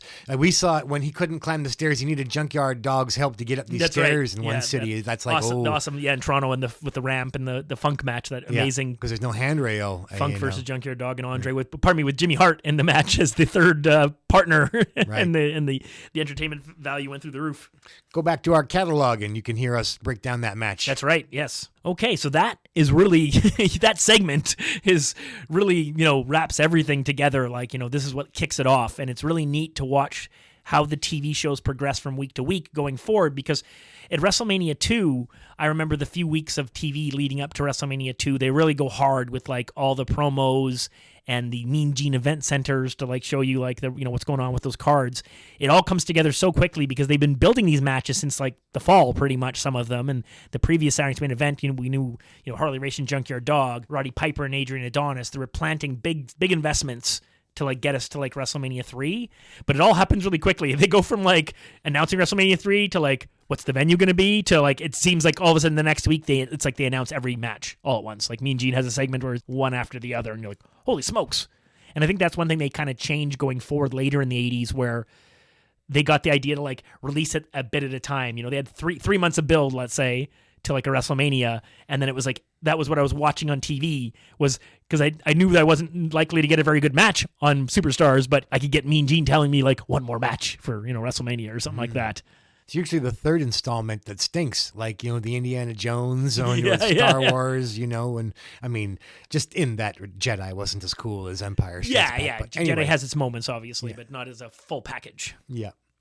And I'm sure there are other X-Men. Oh God, X-Men 1 and 2 was amazing. X2, X3. Oh God, was awful. They had this great storyline that they didn't know how to deliver on. They took like the juicy material and screwed it up.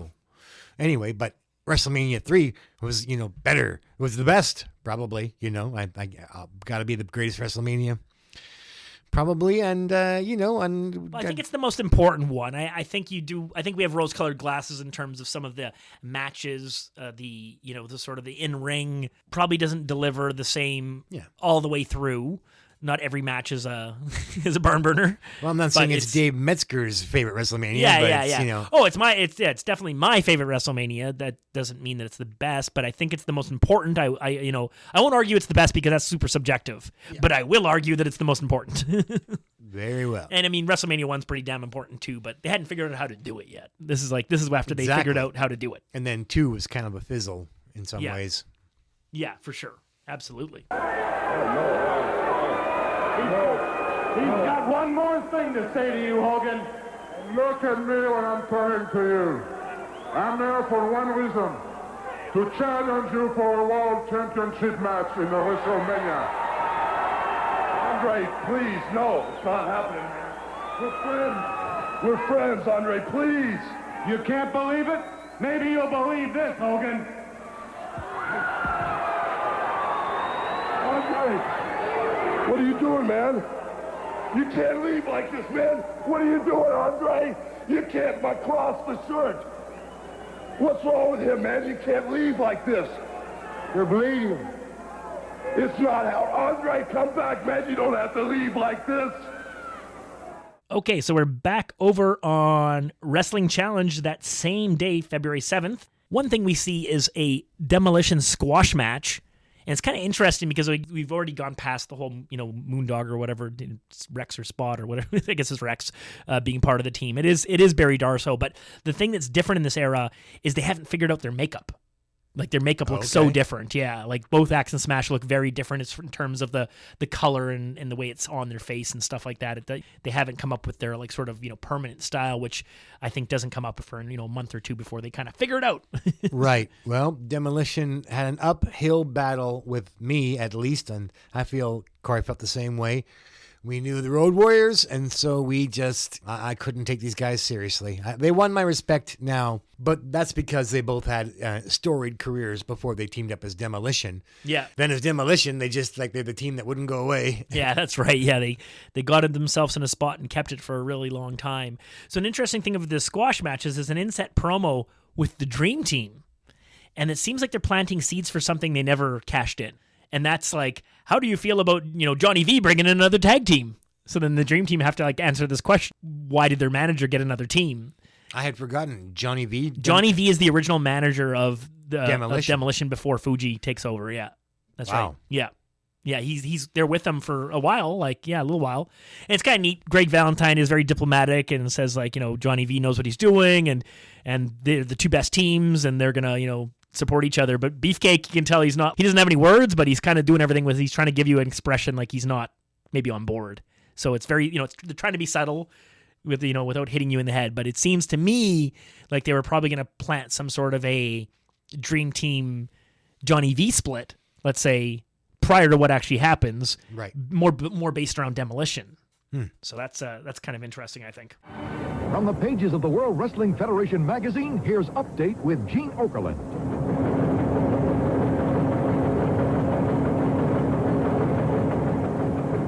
It's official. After receiving invitational bids from Wembley Stadium in London, the Rose Bowl in Pasadena, Madison Square Garden in New York City, World Wrestling Federation officials have announced that WrestleMania 3 will be held at the beautiful Silverdome in Pontiac, Michigan, just outside of Detroit. The date, Sunday afternoon, March the 29th. I remember the excitement of WrestleMania 1 from Madison Square Garden. Then last year's extravaganza originating from New York, Chicago, and Los Angeles. Now, with an event the magnitude of WrestleMania 3, it's the Silverdome. I've been in the Silverdome many times, and I can assure you that every seat is a great seat. The Silverdome will accommodate over 90,000 people for WrestleMania 3. I'm also confident that a new world indoor attendance record will be set on Sunday afternoon, March the 29th. We just can't imagine anybody missing this, the biggest of all wrestling spectaculars. We're expecting fans from France, Germany, Africa, South America, the Orient, all over the world. Now, for tickets to WrestleMania 3 in the Silverdome, call area code 313-423-6666. Be part of history in the making. Be one of the 90,000 plus. Be part of WrestleMania 3 at the Silverdome in Pontiac. For Update, I'm Gene Okerlund.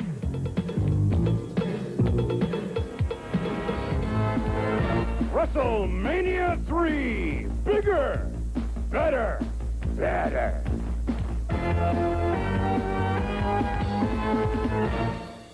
So very quickly with the Killer Cow, he's at his best when he's making friends with the heels. So that's not what we get. But it's we have him interviewing Coco Beware. Frankie Beware is there. And we learned that, I didn't realize this, how would we know? Frankie's only 9 months and could live to be 100. Yeah, 75 to 100 years, he said in the book or something. Yeah. The only clue is that Frankie's not very well behaved. He's like, he's chewing on, Coco. Coco definitely has to do one big shrug like, hey, ouch, like he's ignoring him as long as he can. Cal does pay his respects. Like how does a guy 5'7" come in here and take care of these big guys? And it isn't that there aren't a lot of big laughs. It's not Cal the way we want to see him, which is making friends with heels. That's right. But we'll watch any Cal interview anytime. Yeah, Coco just brags about how the top rope that is the perch, like a bird perch. It's his spot. Once he gets up there with his drop kick, he can take out anybody. Yeah. And does he call King Kong Bundy 300 pounds? Yeah, it's great. He goes, I can't, big man like King Kong Bundy, 300 pounds. And we just got to laugh. Yeah. Well, Bundy did it to Macho Man, so exactly. I guess Coco's doing it to Bundy. 464, more like 300 pounds. Yeah, exactly. I think one of Bundy's legs is like 300 pounds. Yeah. Obviously being silly there, but. But it's all leading up to a match in Philly against the Honky Tonk Man. The Honky Tonk Man has lost his straps, but his pants are still kind of shiny. That's right. And we're going to cover the finish, basically. Honky Tonk Man, it appears that the Coco botches or something happens. Yeah, he misses a big dive into the corner. Yeah, not a botch, but as per the plan, yes, his finisher doesn't get the job done, and he misses, and he leaves himself wide open. The commentators keep saying, he did it to himself, himself. And that allows, also, we see the shake, rattle, roll, named, minted, coined, and presented. So that's the pinfall. And then Honky grabs the mic, and, this gimmick is so great that he thinks the fans love him. That's right. And they want to hear him sing. They want to hear him dance. Turn my music back on. That's right. And so he's dancing in the ring. He's waving his arms around. He's wiggling. Like, it's pretty great. I'm going to do what you people want me to do. That's right. They're all booing. So Coco gets into the ring behind him and sneaks up. And flapping his arms. Yeah, getting ready for, the bird, I guess. Anyway, he taps Honky on the shoulder. And I don't know what he does to set him up, but he does just a bunch of punches. Yeah. Okay. Because he does go up to his perch, as he called it earlier, and delivers. Well, this isn't the greatest missile drop kick, but he is capable of a fantastic missile drop kick. Well, there's one he does on Boss Man, down the road. That's just so incredible. Right. Yeah, it just looks amazing. Plus, if you screw that up, you can really hurt the guy. Oh yeah. Which you don't want to do. This is more of a screw up because he doesn't make a lot of contact with Honky. Honky takes the bump and everything, but it doesn't look as devastating. The angles doesn't help. Maybe if the camera was at a different degree, it would look more deadly. But at least Coco gets to present as the winner, because Honky runs away with Frankie, even though he lost. That's right. And Frankie is a macaw, says Coco beware. And they can't learn to talk until they're about 1, so he hasn't learned to say hello yet. Yeah, he's just squawking. So I was actually, I'm glad to learn a little bit about. It's like looking at the side of a U-Haul and like learning, like, oh, okay, macaws, can live this long, but don't talk until they're 1. That's right. Another important match on this Philly card. So it's February 14th. It's Spectrum Wrestling, so this isn't one of these. The difference is that it always aired the day, it's basically a live to broadcast, which is so unique compared to everything else being taped and then, delayed and out weeks later. Into the multiverse. That's right. These, they have their own storyline, especially a place where they have their own TV station, their own personalities. Damn you, Philly, I'm jealous. Yeah. So there's a big match on this card. And when I initially was looking at the information, I was like, I was going to target this as a big blow for blow match, but I realized we've covered this one a few times, so maybe to do a little bit less of it. But it's Ricky Steamboat having one of these title shots against Randy Savage before WrestleMania 3. This is after he's come back from his injury, and he also gets his time with Cal. So just like Jeff said, Ricky Steamboat's not exactly the best guy to put with Cal because Ricky Steamboat's not really comfortable with the mic. He doesn't really have that persona, that swagger. He's not going to brag about himself. He's not going to set up anything that's going to help Cal deliver any of his gold. This wouldn't have been bad. In a different wrestling organization. That's right. It would have fit in just perfectly at the NWA, where it's not cartoon characters, like they're a sport, they're wrestlers, and they're competitive about their salaries. That's right. So it starts off with Cal sets him up with, now Ricky Steamboat, tell me, are you here for revenge and to hurt the man? Or are you here to not get counted out or disqualified and win that championship? And then Ricky Steamboat thinks about it for a second and goes, C. I had to go back and listen. I was like, I don't understand his answer. What he meant was both, like all of the above.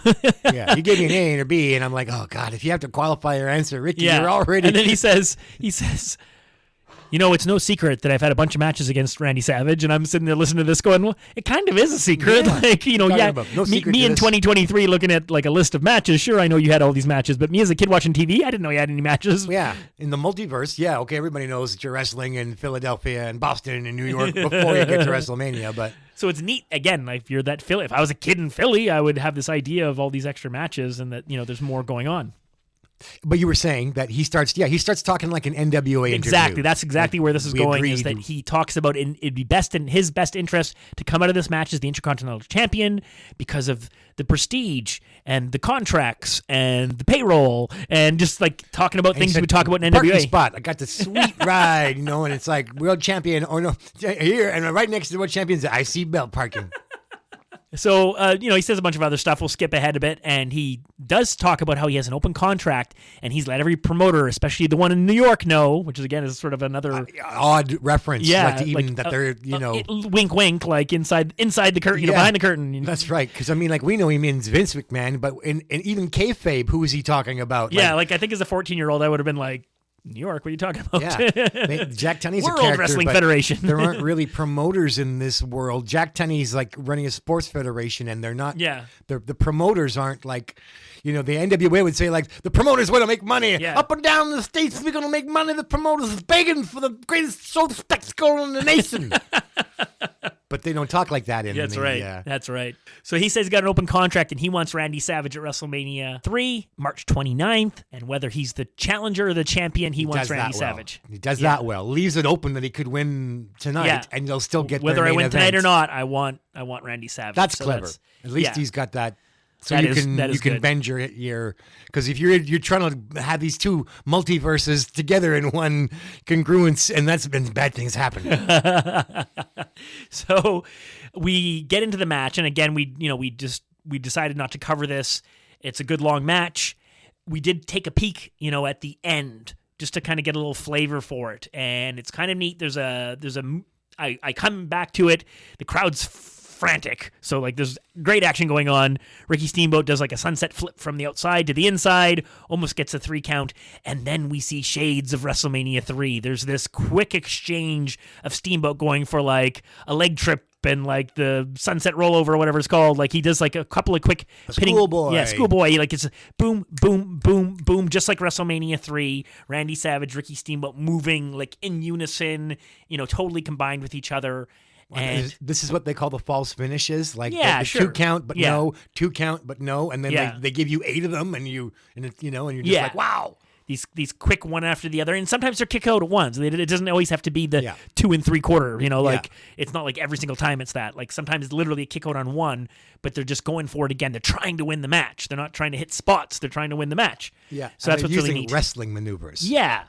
So it really comes to an end with a rolling reverse cradle. Steamboat's in the pinning position, and Randy Savage grabs one and grabs 2 handfuls of tights and puts Steamboat backwards and reverses the position. So now Randy's on top with a nice deep hold of those trunks. Cheating. And the 1 and the 2 and the 3. Not even Danny Davis. No Danny Davis, exactly. And much like his good friend Tito Santana, you know, before these big matches happen, that champion is often, you know, beating, like cleanly pinning, cleanly, I just said he was cheating and then I called it clean, but like decisively pinning his challenger, you know, so it's neat. Like, can you imagine watching WrestleMania 3 knowing that Savage had pinned Steamboat 2 weeks earlier or something like that, or, you know, a month earlier? Yeah, that's the kind of stuff they kept to their chest. Yes, we had no idea. You know, hold your cards tight. That's right. So I just lament that this special Savage that we saw in the November Snake Roberts clash between for the IC belt last at the end of '86. My thesis, my graduate doctorate paper here for my the end of my 12 years of wrestling university says that the pace that they set on that main event and then the wrestling challenge that we covered earlier. The international taping, the Jake. International taping, okay. And then now this match and WrestleMania 3, that Randy was the orchestrator, the conductor, and, you know, he gave up clean pins in 2 of these matches. That's right. You know, I admire his lack of ego. He's like, I don't care if I win or I lose. It's all about the show. That's I think that's what makes me, love this period and basically love Macho Man the best, is that he seemed to have no ego in the best possible way. Like, in this regard. Yeah. Yeah, I don't mind, because you hear about all these wrestlers who won't lose, right? But Savage, like Flair, obviously lost a lot, because how do you get the belt in whatever ridiculous number of times they claim 16 plus times. I think it's 21 if you count some of those weekend handovers in foreign territories. But I do think that it's not a consistent pace we get to see for the rest of Savage's career. Alas, he changes his style to being the punching bag. I think that we don't get... Well, I mean, his good guy persona, for sure. Like, he takes on the role of the sort of more Ricky Morton, less ass kicker. But what I can't recall well enough is his return to heeldom in 89, through... I'd have to do the math here, 91 or whatever that is. Yeah, 89 to 91, when he's a heel again. It'd be interesting to see what some of those matches look like. Yeah. Now, see, I don't think they're going to equal this era. Yeah. I don't remember them as fondly. That's right, yeah.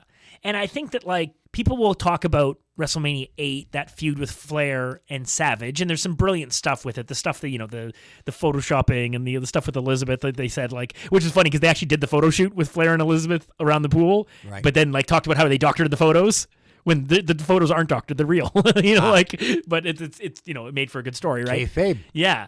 So a lot of people say, oh, what a great match, but like having seen Steamboat and Flair and some of the other stuff Flair did, I was disappointed in those matches, to be honest. I'm like thinking like Steamboat Savage, Steamboat Flair Savage should have been like just tear the house down, and it was kind of to me it was kind of weak. I haven't watched it in so long. Yeah. Maybe I would say something different if I watched it today. I think Savage just gets his ass kicked, Yeah, so I think the match at the end. I would love to sort of rebook that match where halfway through the match, Savage, frustrated that nothing's working, kind of goes back 86, 87 Savage. Like, he's the good guy, but he just starts cheating like crazy, and he starts playing the duck and weave, and making Flair chase him, and like, right. And because Flair's great at pinballing and taking all that punishment. Flair's always getting his ass kicked all the time, so why wasn't Flair getting his ass kicked? They should have been kicking each other's ass, not a one-way street. It was a disappointment of a match. I liked the result, but Yeah, I didn't. I was cheering for Flair in that match.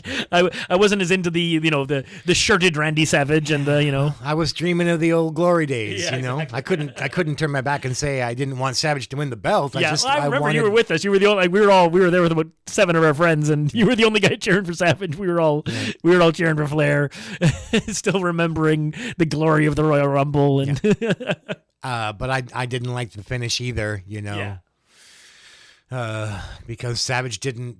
It's like he stole it from Flair. Like, even with a real move, it was like just casting Savage as the weaker force in the match, and didn't have the pace. And anyway, but so this is the best era for Savage, and thankfully it's not over, because for Savage the best is yet to come for accolades and all that stuff. But this pace that he had with Jake and Steamboat, I hope we can find it again. I don't think we see it again.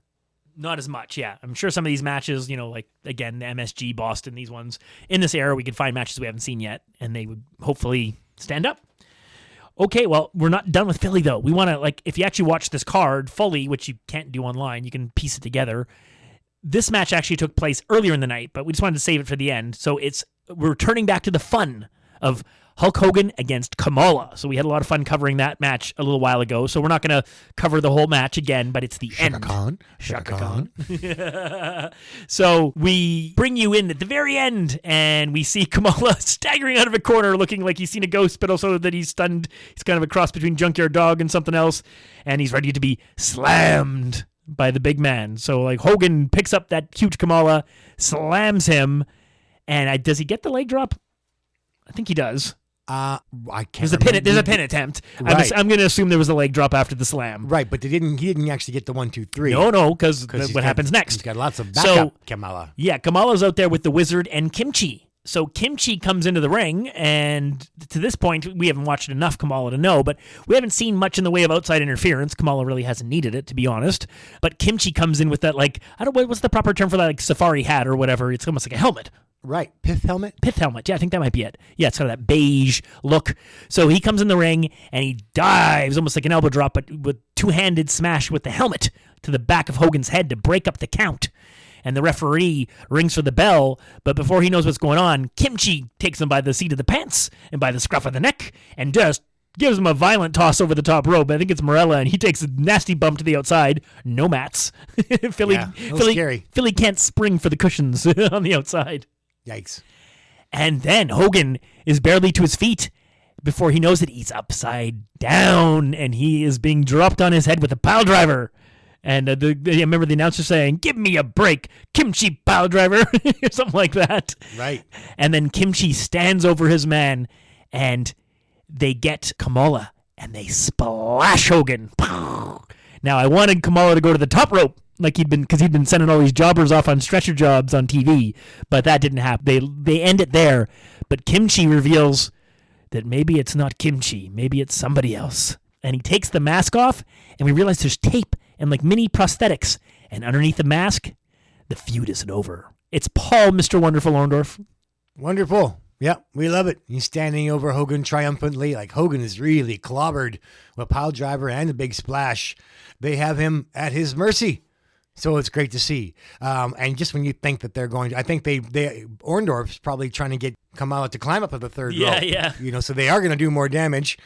Thankfully for the fans of the baby faces, not us. The rescue is made by the Islanders. Yes. And Billy Jack Haynes. Ah. Yeah, the three of them come in to make the heels hit the bricks. And Hogan is spared further damage, but he's left in the ring. Quivering. Yeah. Oh, yeah, he pulls the quivering. Yeah, the quivering leg. He's so good at that. Yeah. Funky chicken on the ground a little bit. But it's neat. I think it's cool to say, like, hey, mid-February, Paul Orndorff's still sticking it to Hogan. He's still a thorn in his side. Well, isn't there one more Orndorff Hogan? There's no big match. I'm sure there's probably some house show stuff still coming up. Maybe, like I haven't looked for it, but so I'm the sure cage match was the end of it. Saturday Night. That was January. Yeah, that's the last Saturday Night's main event match they have. They're both in the Battle Royal, so there's that. But obviously, the Hogan Andre is the story behind the Battle Royal, not Hogan Orndorff. Cal Rudman here in the interview area, and I got Frankie Beware and his master, Coco Beware. He's got a real tough match that you're going to see in a moment or two against Honky Tonk Man. How you doing, brother? I want to say hello all to the fans out there because tonight that's when the bird's going to fly. So I want to tell you one thing, brother. Honky Tonk Man, brother, I know you're making a big name for yourself. So is the Birdman, Coco Beware, along with his friend Frankie Beware. And all the little birds is going to be right there ringside. And what a great time we're going to have, Mom and Dad. So bring them on down because we're going to have a good time right here tonight, brother. And I can't wait, man. I can't wait. Frankie can't wait. Woo! Primetime, such a better show than what we had to satisfy ourselves with. Like, there's no jobbers. Well, with this exception, with the exception of our favorite jobbers. But usually when they are, they're usually against each other. It's a competitive match. Right, like Tony Gurria against, say, Pete Doherty. You'd be like, who's going to win? Yeah. Now, we should also say that Tony Gurria, of course, he was, Prince of the WWF in his day. Yeah, he was a big man in one time. Yeah. Did he have any singles titles?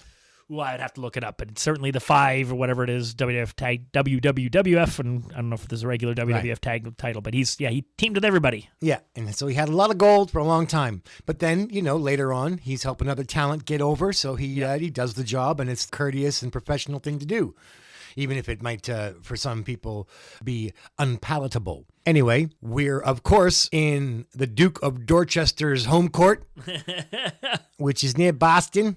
And we don't get to hear, I wish we could hear Pete talk. Yeah. But he doesn't growl as much in this match. But he's wrestling King Kong Bundy, and it's so great that they're putting him in there, as the kind of a jobber elite, but like Bundy sells for him. But he also has like a storyline going into it, Yeah, Gorilla says like, the Duke of Dorchester on a winning streak. Yeah. Whereas before he likes to say the Duke of Dorchester has 8,349 losses. He's going to retire after his free. He told me as soon as he wins a match, he's going to retire. And so he's on a winning streak, presumably this battle royal where he double-crossed Bundy. Well, no, no. Bundy double crossed him. Remember, told him to go up to the second rope to get Mulligan, and then Bundy knocked him off. Right. And then Bundy was going to eliminate Mulligan, and Doherty came back in with a chair. We watched that, and that was so much fun. And then you told me that we didn't get to see footage, it. Yeah. That's okay. Yeah, So okay, like the next night or 2 nights later, So presumably that's what he's referring to on the winning streak. That's his win. That's his win. Okay, so great. He won one of these bunkhouse battle royals. He won it. And as his privilege, he gets to face King Kong Bundy. Oh boy. Yeah. So it's heel versus heel, but the Boston crowd kind of loves him, and looks like the match is over because Bundy is going for the splash. He bounces off after some clubbing him, beating him up a bit. Right. Yeah. And I don't think actually Pete has got any offense at this 50s. We watched a 2-minute video, so without going back and saying I remember everything that I saw, the match could have been longer than this because I don't remember Yeah. Anyway, the point is that when Pete Doherty rolls out of the way for the big splash, the crowd pops for him. Not like a Road Warrior pop, but they love him. They love their heel jobber. And then Bundy very generously he takes an eye rake and sells, and he even sells a couple of forearms. So it's pretty great because that allows Pete to kind of pull a couple of heel tactics that can work on anybody, sort of thing. That's the beauty of the heel tactics. Right, yes. Poking the eyes or even like the Vern Gagne finger rake express. So it's really fun because Bundy does let he's ouch or the forearm. But there's at least twice where Bundy pulls him up off the mat, even 3 or 4 times where the 3 count could happen. Okay, yeah. He doesn't want it to be over yet. Yeah, and he doesn't demand 5 count. He just pulls him up. I'm not done with him. Even though Bundy's not a big talker. But he's just sort of like the commentators say that Bundy's angry he had to take the match. And you can sort of be see challenging for the world title at WrestleMania 2 to wrestling Pete Doherty. His decision somewhat backfires because Bundy chooses not to end the match the 3 or 4 times that he's would have been able to. At one point, Pete Doherty is able to get a little advantage and buys himself enough time to go get a chair. And he gets back into the ring. And Bundy's just recovering from the eye scrape or something, or maybe the ref is lecturing him. It's going to be some combination kind of distraction or something. Yeah. So Doherty gets a chair shot on Bundy, but it's more like tucking him in at night, Bundy's at the dining table, and I'll just get the chair behind you, because it's a very thick, padded, soft, comfy chair, and Doherty hits him with the padding, and Bundy just turns around and glares at him, and Peter's like, oh, and the referee doesn't even disqualify him. He just doesn't count. No, because it had no effect. So the referee's like, I'll just forget it. So he throws the chair up the ring, and he's like, oh! And he starts just growling and groaning, and then Bundy closes in for the kill and beats him up and gets his 3 count. But it was a lot of fun. That's awesome. Yeah. Anytime we can see sort of like this storyline very quickly, there was Steve Lombardi, of course, the Brooklyn Brawler is wrestling under the Steve Lombardi sort of regular jobber gimmick at this time, but he's already developing a bit of a character. He's getting to talk a little bit more. And there's a match that Paul Roma's in, and Paul Roma loses the match. Can't remember who he's wrestling. It's not important. He's beat up after his match. So Steve Lombardi comes into the ring and he picks up Paul Roma and he throws him over the top rope, kind of like, get out of my ring. And then Steve Lombardi goes on to lose his match against whoever he's wrestling against.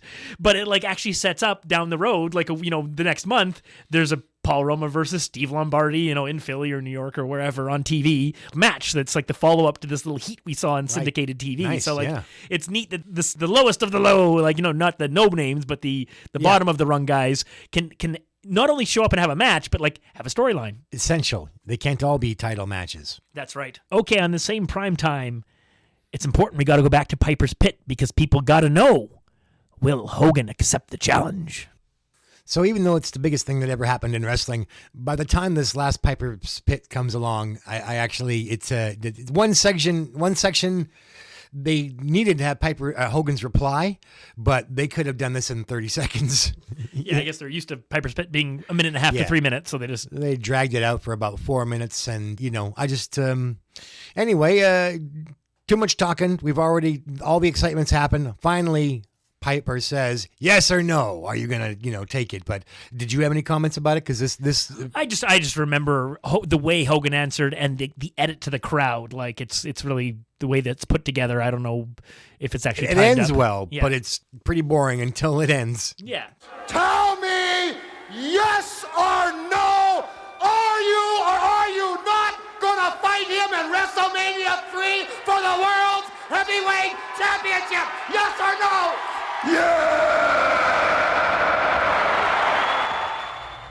So when Hogan finally says that, yes, he'll wrestle Andre, and the I crowd also think pops. it's funny that he comes out still holding the ripped shirt and like the broken chain, like it's as if he hasn't gotten rid of that and doesn't have a new shirt. Like he rips his shirt every match, so why would he still have his ripped shirt? Right? Yeah, not my favorite. At this point, I'm like, okay, I guess so. Just forgive my negativity about this one, but Piper's talking, but it's face Piper, so. It's not funny jokes, insults. No. He's there for a very specific point A to point B, and to get you somewhere. And it just hurts a little bit to see Piper being nice to Hogan. It's wrong. I don't like it. What can I say? We also we've have enjoyed. to remember that Piper at this point is like basically on the path to out the door. Right. So he's not really getting any more. There's no more storyline for him other than his match against Adrian. Well, and I liked it when he abandoned Hogan in the ring and gave him the up yours. And that was like Piper that was pure Piper. Yeah. Right now he's having to be the mic stand, as you said. So that's why this segment grates me a little bit. Yeah, for sure. So another important thing on this primetime happens immediately following the segment after a little bit of Monsoon and Bobby have a little chat about, what they just saw. Some good stuff. Monsoon making some gambling references before the segment, but we get to actually a backstage talent, Craig DeJour or whatever his name is, who I remember for many years being back there and not being like a fan of back then. I remember thinking like he's kind of taking away somebody else's job. Like, why are we not seeing this guy or that guy? Because now now I don't we're have getting great memories of him. Now we're getting him instead. Yeah, but he's there to speak with Jack Tunney, who's got an announcement about, and before he can even get to what he's going to say, whiz, like somebody goes through the set, and you realize is that it's Danny Davis, and Danny Davis has stormed in front of the two of these guys on his way to the ring. So Jack Tunney actually sort of jogs after him with the camera following in hot pursuit, and we get to the ring, and there is a match about to start. Tito Santana and quite a nice blue jacket that I haven't seen him wear before or after too many times. It's usually just the t-shirt, and there's a jobber there. Danny Davis storms in the ring, confronting Tito a bit, because they've sort of reinvented this heat from the Tito title loss to Savage, because Danny Davis literally was the referee in that match, even though he had nothing to do with it. That heel character had nothing to do with it. We talked about that many episodes ago. He was very gentlemanly and very nice man. After carrying to Tito, yeah, that's right. But it was easy enough for them, just as easy as they can ignore things. It's just as easy to make stuff up. So they kind of like played into the fact that like Danny Davis let Randy Savage use that illegal object. Cost Tito the title.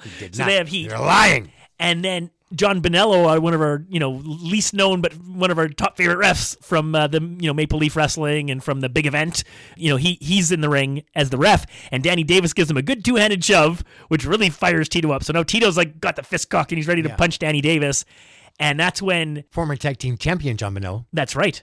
That's when Fink leans out of the ring and puts the microphone in Jack Tunney's face, and he kind of unfortunately starts talking before the mic's even there, but the gist of it is that Danny Davis has been suspended for life. Yeah. And what have they been waiting for? Like, after that Bulldogs match, like, he should have been suspended on the spot.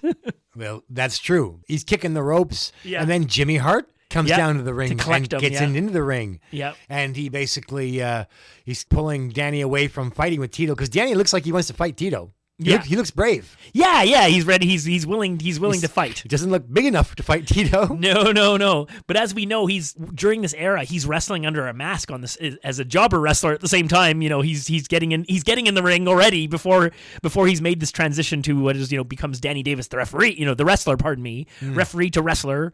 But he's already got his, he's already been a wrestler, as we find out now as adults and looking back. But it's been many months of this Danny Davis story.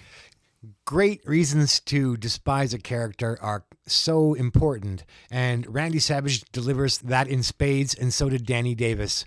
And it's just, you got to have a reason to hate these guys and want to see them get their asses kicked, whether they cost your favorite team the belt or whether they're bullies and cowards. That's what it's all about. Good reasons to boo the heels. And Danny Davis was some very smart booking. I hated it at the time, and that's the idea. Jack Tunney, you suspend this man? You barred this man from refereeing? Well, that's just great with us. You know why? Because now he's a professional wrestler. That's right. Danny Davis, the newest member of the Hart Foundation. And you see, we have open contracts. We have open contracts for Danny in single competition, one-on-one, baby. Hey, tag team. Hey, it's open. You see, the Hart Foundation, the world heavyweight champions. And last but not least, the six-man. That's right, six-man matches. Danny Davis, the Anvil, and the Hitman all together. Six mans, or whether it may be, hey, tag team competition. Last but not least, single competition. Danny Davis, the newest member of the Hart Foundation. Thank you, Jack Tunney, who is the smartest man in professional wrestling, and why am I? Okay, we just got a few more things to wrap up. There's a couple of funny things, so we're just going to whip through them really quick. So just to wrap up this whole Danny Davis stuff, we do get a Hart Foundation match where they introduce, they're fighting the Islanders, so it's a real match, but Danny Davis comes to the ring with Jimmy Hart and the Hart Foundation, and we see him in what becomes his new ring attire, where he's got this sort of like... White top, like white long top. johns. yeah, like long sleeves, and then he's got the barber pole, vertical, black and white. Like it's not horizontal, it's vertical. He's got that almost like a ref shirt almost in a way. Yeah, because they're striped. straight. They aren't really spiraling down his That's leg. right, yeah. It's straight up and down vertical stripes on his long legs. The referee. Yeah. And it's at this point that they announced that he now is a licensed, wrestler. He's got the Jimmy Hart. He's part of Jimmy Hart's stable, and they have an open What's contract. That stable again? Oh yeah, you say Broken Hearts something band. Do better than that. Broken Hearts Bones Club Band. Come on, say the whole thing. The Jimmy Hart Broken Hearts Club Band. God damn it! Jimmy Hart's Broken Bones Club Band. Broken Bones Club Band. Christ. Get it straight. That's right. We'll get them to edit that into the WWE network for everybody. So there is mention, I think, in an inset promo or however or maybe the announcers bring it along, but basically they have an open contract. He'll wrestle anybody, and they'll wrestle as a six-man unit, the Hart Foundation and Danny Davis.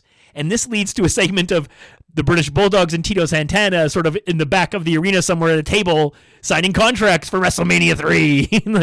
and the big mistake that they made. And Davey Boy even gives a bit of a promo, which is, never a great idea.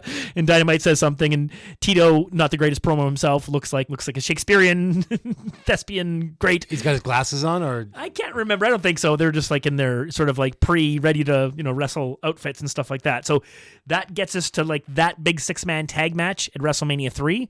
No tag team title match, but we do get a six-man tag team match. Well, of course, and that was what was so frustrating. We were like, the Bulldogs need their chance to get the belts back at WrestleMania. Yeah, we're going to talk about that next week. What the hell? Our WrestleMania 3 what if, and there's so many things, and that's a big part of it. The only reason we accepted the loss in the first place was like, well, they're going to get it back, right? Yeah. Otherwise, we're going to burn this fucking town down.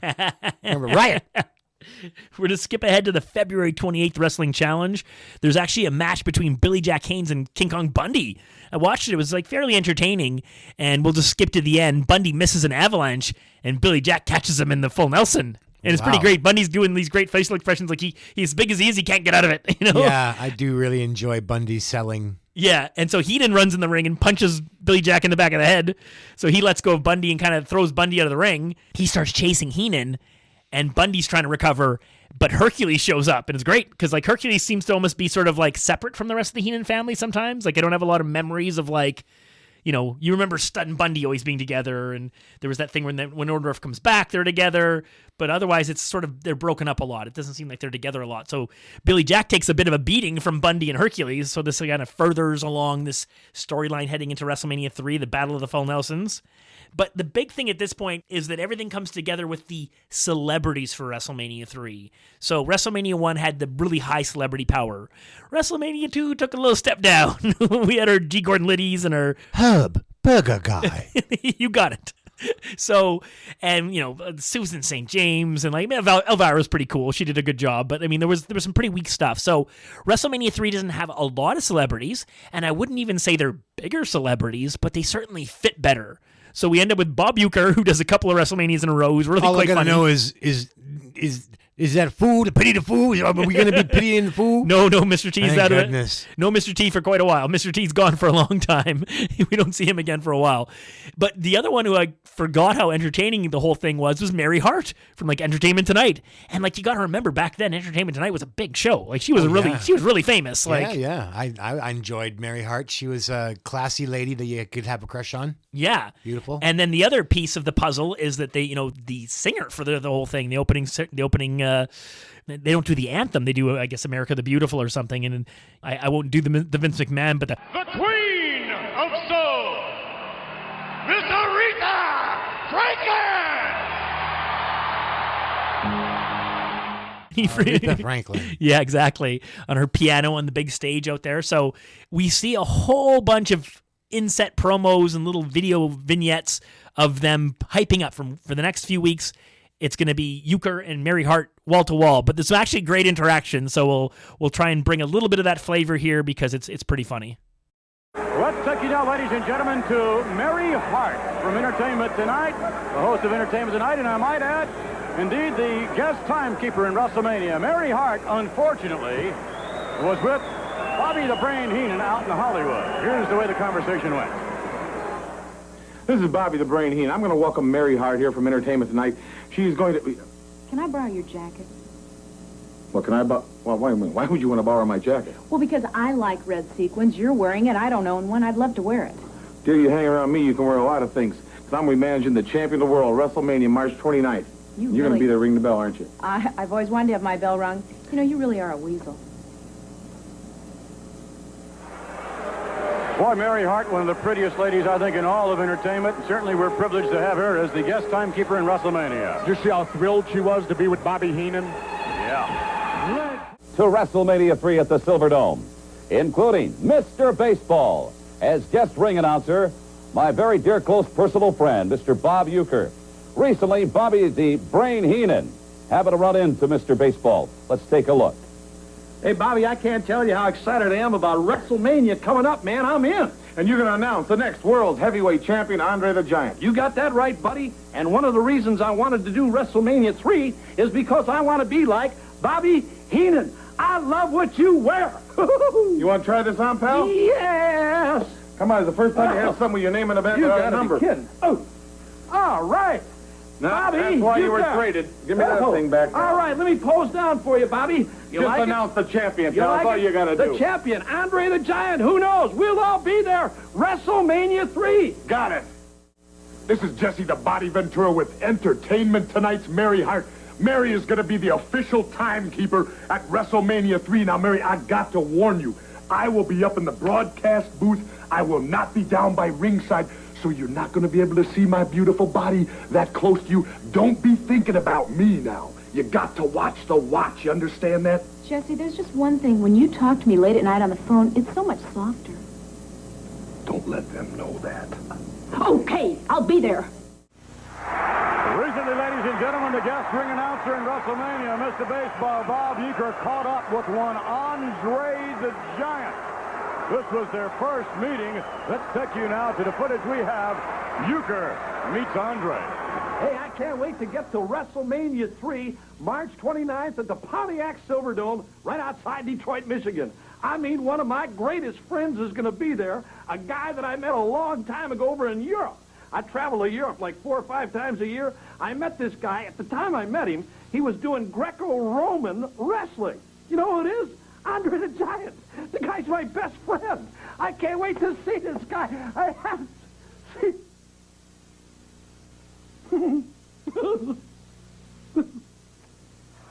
My goodness, we're looking forward to Andre the Giant indeed, but talk about big, powerful men. That's what we have in the ring right now. So we'll just wrap this up with one quick syndicated 6-man tag match, which actually had this little angle in it that I'd forgotten. When I watched it, remembered it, but the bigger storyline, totally remember this little unique spot of it, I forgot. And it ties things back together and makes things make more sense. So what we have is a 6-man tag match. It's the Dream Team with Johnny Valiant, with Adrian Adonis and Jimmy Hart, and Dino Bravo's in their corner, so it's a really full heel side. they're packed, and they're taking on the Can-Am Connection and Leapin' Lanny Poffo. So I figured Lanny's there to take the job, but things go differently than I expected.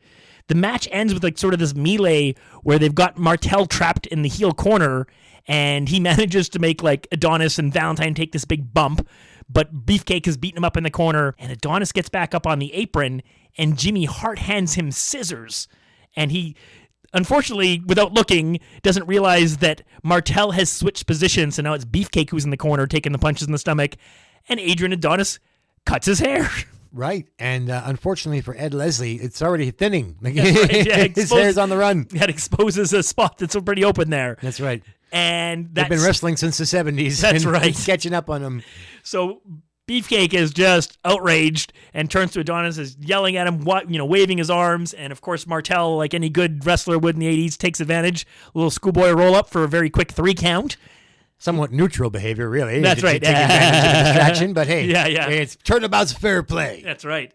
And so it ends with basically like Adonis and Jimmy Hart leaving, and Adonis is pleading his case to like Beefcake that he didn't mean to do it, and Beefcake is really pissed off. But I mean, I think this sort of restoring this memory helps make sense of, a big angle from WrestleMania 3 and, what happens with Brutus and why he does what he does. It all makes a lot more sense. Yeah, this is definitely a bit of hidden build. This is the first seed of Brutus the Barber Beefcake, I would say. Yeah. Because he's done an injustice here. His hair is cut, and that's what he's going to ride to his biggest WWF fame, is the shtick that he cuts people's hair. That's right.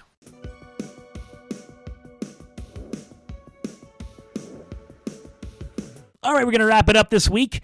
Next week, we'll be back with Saturday night's main event, number 10, from Detroit, a massive battle royal and tag team title match. The Hart Foundation versus an unlikely team of Tito Santana and Dan Spivey. And people probably don't remember this match very well, but I love it. It's awesome, and I will tell you all the great things about it next week. Any final words, Jeff?